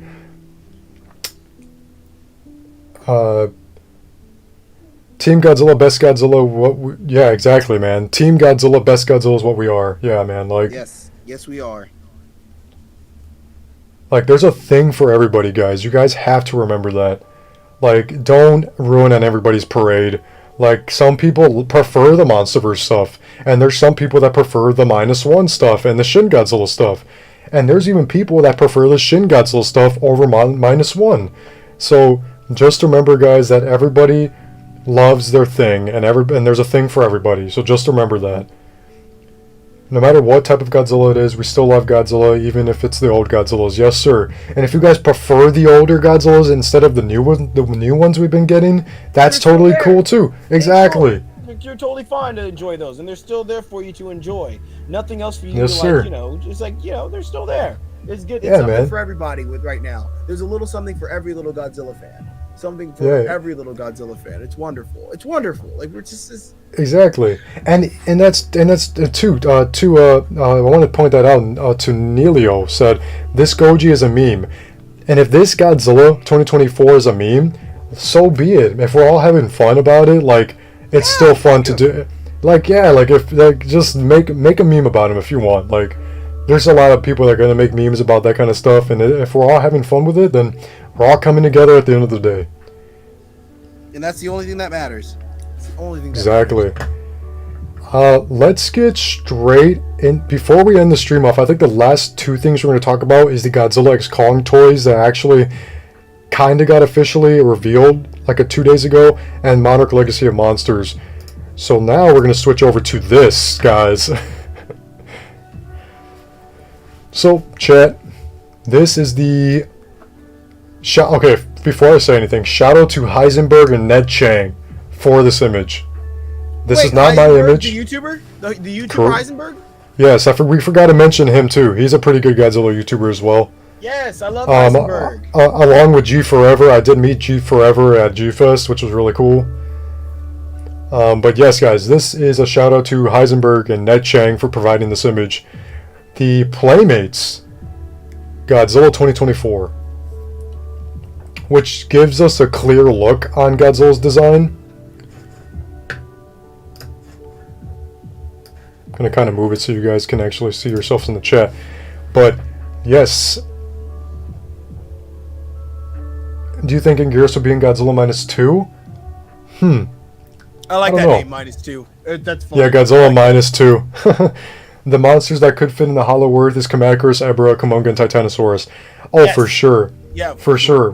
Most of the Showa era kaijus, like from the Godzilla universe, can definitely fit in the Monsterverse, man. Godzilla running W. I 100% Yes. agree.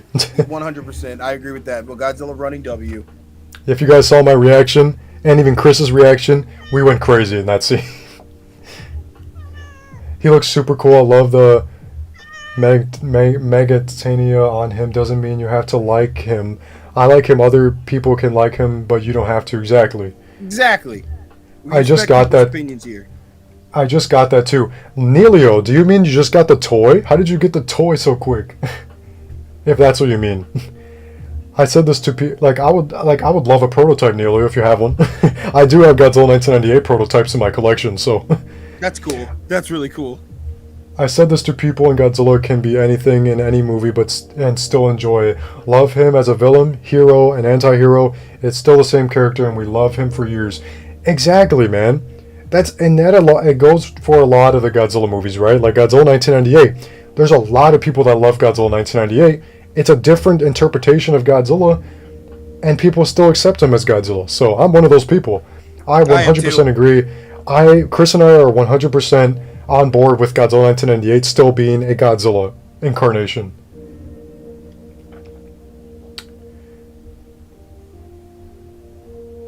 To be honest, my favorite Godzilla film is Final Wars, and it makes me sense why I'm hyped for Godzilla X Kong. See, a lot of people like that more crazy Godzilla film. Like, I know a lot of people who are favorite movies are Final Wars. Where Final Wars is just like, because it's just that wackiness, that overall just sense of fun in that. Yes, movie. sir. It's great.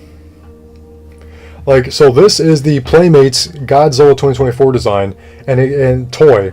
And I don't know if this is a prototype because there's two different ones floating around right now. There's one with like more translucent red dorsal plates, and then there's this one. So, guys, this is the Godzilla 2024 design as of now. Obviously, we've seen it in the trailer. And notice how the dorsal plates aren't pink. They're more of a red in this toy. My guess is that red looked a lot better for the toy. That's what I'm assuming. But yes, guys, Godzilla has lost a few pounds here. He's gotten a little bit more skinnier. He's gotten a little bit more skinny. His feet kind of look the same. His arms got longer and more bigger. You can notice that in the trailer as well. Yes, and also one thing too is we got to make sure to remember that the proportions on this aren't be all correct, but overall, like his silhouette will look the same. Like his waist will be smaller. Like the things on the elbows are there. His feet are like that. The things on the tail. So we're gonna see Godzilla kind of look like this, but not exactly 1-to-1 just like this. Because exactly look at the colors. The color's red. the color's pink in the trailer, so we're gonna see a lot of like changes and stuff like that, which I'm excited for. Absolutely, man. Like, the chat's going Zilla 2.0. Oh no. The only reason why people are saying that is because obviously Godzilla's lost a few pounds in the MonsterVerse now. He's more, and the reason, I think the director came out and said this, Chris. The reason why he's more slimmer is because apparently Scar King is really supposed to be a big threat in this MonsterVerse, and Scar King is really agile and he's really fast and he's really strong. So they wanted Godzilla to keep up with his like speed and his strength. So they kind of like slimmed him down a bit, and they gave him a lot more powers and more powerful atomic ability. That'd be great. So, I mean, probably gonna have to. Yeah, man. What do you think of this toy? What do you think? I mean, obviously it's Playmates. It's not going to look like freaking Spiral Studios, but hey, I'll get it. I'm gonna get it regardless. Same here, man. Like, and then here's the tail. Here is the tail, everybody. What do you think of this tail to Godzilla? I like it. It's different. It's very different because normally his tail's either like cut off or just like, you know, rounded or spiked. But this, it's like he's got a little club on it. You know, it's different. It kind of reminds me of Ghidorah's tail, and it also reminds me of like Anguirus's tail for some reason. And it kind of reminds me actually more like a Stegosaurus's tail. Yeah. Godzilla was already so much stronger. Imagine how stronger he's going to be in this next one. Yeah, for sure, right? Toy good. I will buy SH Monsters if it comes out soon. Actually, speaking of that, Spiral Studios actually put out an image today of the Godzilla X Kong logo. So I think they're definitely going to be making some figures. Or statues. They tried to go for a Stegosaurus tail, yeah, for sure. Because at the end of the day, Godzilla was based off a Stegosaurus in the 50s, in the 1954 film, so... Yeah, a mixture of a Stegosaurus, and a Tyrannosaurus, and an Iguanodon, but it's great. Here is another angle, Chris, if you haven't seen this one already. Oops, there we go. Showing off his dorsal plates.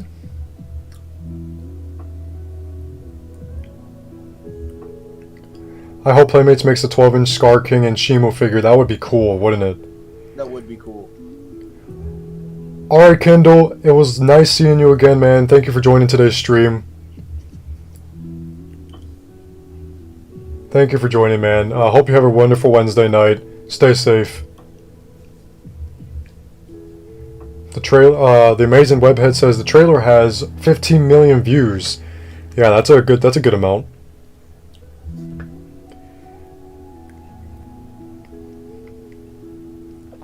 He almost looks like -1 Gojis with those elbow spikes. Yeah, this design was actually based off of a lot of Godzilla designs, and the skinny part obviously comes from the '98 Godzilla. The dorsal plate. Oh, I'm sorry. You go. No, go ahead. I was just gonna say I like how it was regarding Godzilla's like waist and his like how small he is. I was gonna say I like how people always call this Godzilla fat, so they slimmed him down and now they're complaining about it. Exactly right. Like, yeah, like golly, you can't make the fans happy sometimes. But yeah, the design was actually based off of a lot of Godzilla designs. So the elbow spikes were -1s, like elbow spikes. The dorsal plates resemble Godzilla 2000s and like Godzilla 1954s and 84s dorsal plates. And the overall look of the Godzilla obviously is the MonsterVerse Godzilla, but you know, this was kind of like a mixture of a bunch of Godzilla designs put into one. Have a good one, man. Have a good one, Kendall. Have a safe night, man. Take care, Kendall. Thanks for stopping by, my man. Poppy W. Yeah, Poppy came by. She's always following me in my room. Like, she won't leave. I tried to put her out so many times that she'll just walk back in. Now she's back again. She's back again, guys. And so this was actually not Playmates. This is actually a new one. What was it called? Jegna, man, chat, help me out here. This was a company that actually is making Godzilla X Kong toys as well. Oh, that's new to me. I like that. The color's more accurate on the tail. Yeah, and the dorsal plates too. Yeah. It's supposed to be an RC. So it's supposed to be like a remote control Godzilla kind of thing. Oh, so one that you can just like lunge and stuff like that. So you notice like the little, you notice the little wheels on the bottom of the feet. They're kind of right there, and see how it's hovering above the floor. Yeah. So that's why it's supposed to be a remote control like toy. I think it looks cool. I think it looks like kind of like the better toy. But those arms, I wish they were kind of positioned differently. But overall, it's still a cool looking toy. It is a really cool looking toy. All right, man. Like I like this because you can notice something about Godzilla. His tail's a little thicker, like at the bottom. It's gonna help support his weight since he's like, I don't know, like it's nice. It looks really good. Like there's little proportions and everything like that. I'm really excited to see what they do with this design. Like, and man, we also forgot to mention that this is a Godzilla X Kong blanket, I believe. I want to say something like that. Yeah, all we know. I'm definitely buying it for sure.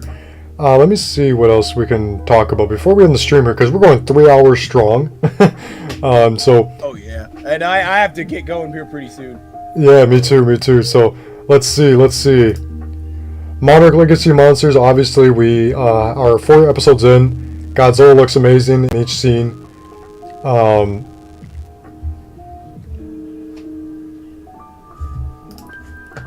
Yes, we are. You are back. I'm so sorry. I don't know why that keeps happening. No, you're good, man. And before we end the stream here, guys, Godzilla versus the Eon Dragon is gonna happen. Did everybody see Lewis's reaction? Lewis uploaded a reaction here recently. Yes, I did. Reacting to the newest trailer for episode 5 for Legacy of Monsters, because I think we're gonna get some pretty good stuff here upcoming in the episodes. Oh, for sure. And I wonder if this is what Apple TV said. I forgot the team behind Monarch Legacy of Monsters. They did say that episode 6 will make a lot of fans happy, and I wonder if this is the episode. I wonder if this is episode 6. Wait, so if this is episode 5, imagine what episode 6 is going to be. Exactly, bro. Like, I actually can't wait to see this. This reminds me a lot of Godzilla versus the Male Muto from 2014. Yes, I love it when Godzilla has to fight a flying opponent. Like it's always my favorite. It's really cool, man. I cannot wait for this battle. This is gonna be really cool. Let me see what else I got here. I don't think I have anything for that image.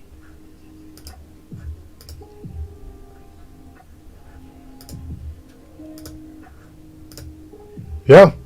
Whoa. Chat. That was all of it. We discussed everything that we wanted to discuss. Because, yeah, that was Lewis and Monster Zero, W stream, guys. We really appreciate that, guys. Appreciate all the love. It was a very, very eventful stream. We went for 3 hours long. That was incredible. Yeah, like an hour longer than our usual 2.5 hour stream. So, chat, really appreciate you guys tuning in tonight. We had a really nice stream tonight. We talked about Godzilla -1. Our final thoughts are, mine is a 10 out of 10. My rating. 10 out of 10. The movie's wonderful. Go see it. Go see it on the biggest screen possible, guys. Like, please, the loudest screen theater ever. Please watch it and, support Godzilla, because this is what we all love, guys. Godzilla is what we love. Tokusatsu, monsters, kaiju, you name it. We all love it. Yeah, the longest stream in our series so far of live weekly Wednesday streams. So yeah, we gotta beat it. We gotta beat it not next time, or either next time or the time after that. But probably when Godzilla X Kong comes out, that's the time we're gonna beat it. Oh man, I feel like that's gonna be the time, man. It's either that or it's gonna be when the next trailer drops. But Dude, hang on. Oh man, yeah, no, we're eating good, boys and girls. We're really eating good, guys. We're eating amazing this year. We've been eating amazing since Godzilla 2014. This is just the biggest celebration we're all doing here. Godzilla X Kong, the New Empire, budget is estimated to be $180 million. Damn. Damn. Hey, at least it's not 200 million, I guess. Ugh. Yeah, right. So, truly appreciate all the love in the chat here today. Truly appreciate all the people supporting me. Thank you to Kenyi and the amazing web head for the super chats today. Truly appreciate that. Was not expecting that at all. That was really cool, guys. Really appreciate that. That warms my heart to see that. Truly appreciate this. Yes, we really appreciate the super chats. It really helps us a lot because this is a Chris and I thing, so it really helps us get through our streams and provide us better content for you guys. Hopefully today was a more professional stream than usual. Chris and I try to make it professional.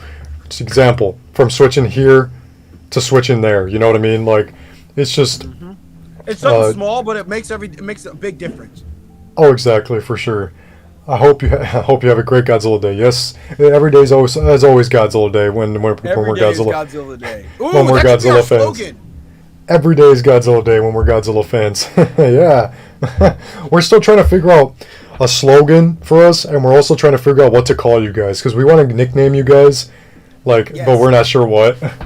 What would you guys want to be called? Let us know, and we can vote about it. Reach out on our social medias if you guys have any ideas, and we can do a big vote about it next week when we get enough ideas. Absolutely, guys.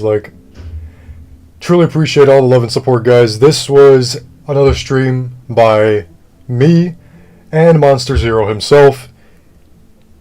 Neilio, of course I don't mind. You can definitely subscribe. Go ahead. Truly appreciate that. And if you want to subscribe and follow Chris here as well, his socials are in the description.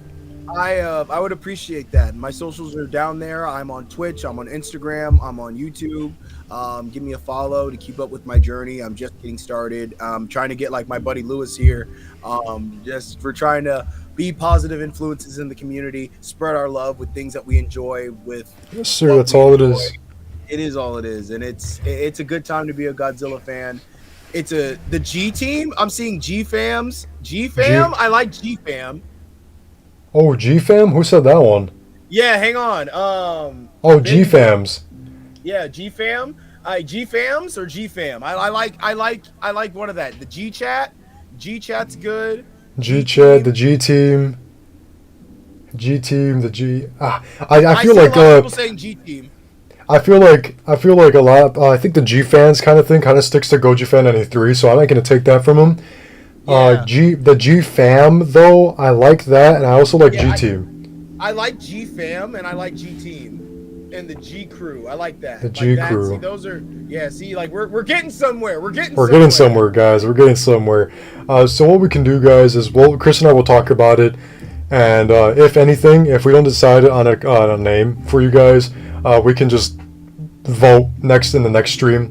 The Godzilla gang. Godzilla game, the KAIJU crew. The KAIJU crew. I know there's my series name, the Godzilla gang, and I know there's somebody else that has the KAIJU crew name. So it's a hard one. Oh wait, I forgot the perfect one, the Godzilla gang. Chat, it's been well. You guys have been great. Truly appreciated the love and support. If there's anything that we need to fix, let us know in the comments below. And if there's anything that you guys request in the next stream, tell us in the comments below as well, or DM us on Instagram, and we'll take that into consideration. Monster Zero / Chris, is there anything that you need to say before we end this stream today? Thank you guys for being here with us, going over -1. We're still going to be talking about -1. We're with box office updates in the upcoming week. By next week, we'll have a new box office numbers to see if it made its budget back in the U.S. We'll be seeing how much other movies it destroys in the box office. Hail the king of the monsters. Hail the king of the box office. Thank you guys for joining us today. You guys are absolutely wonderful. Take care of yourselves and each other. Monster Zero signing out. Yes, sir. So, hope you guys enjoyed the stream today. Hope you guys enjoyed this. And if you guys did enjoy this, please hit the subscribe button for both of us. Hit the notification bell so you guys are notified when we will be going live once again. We do go live every Wednesday. We try to go live a little bit earlier. We try not to be live too late. But we will be going live every Wednesday, if not every other Wednesday, depending on our schedules. Truly appreciate everybody for joining in today. Hope you guys have another wonderful, blessed Wednesday. Hope you guys enjoyed this. Remember to subscribe and like and all that good stuff. And I'll see you guys, and we'll see you guys in the next stream.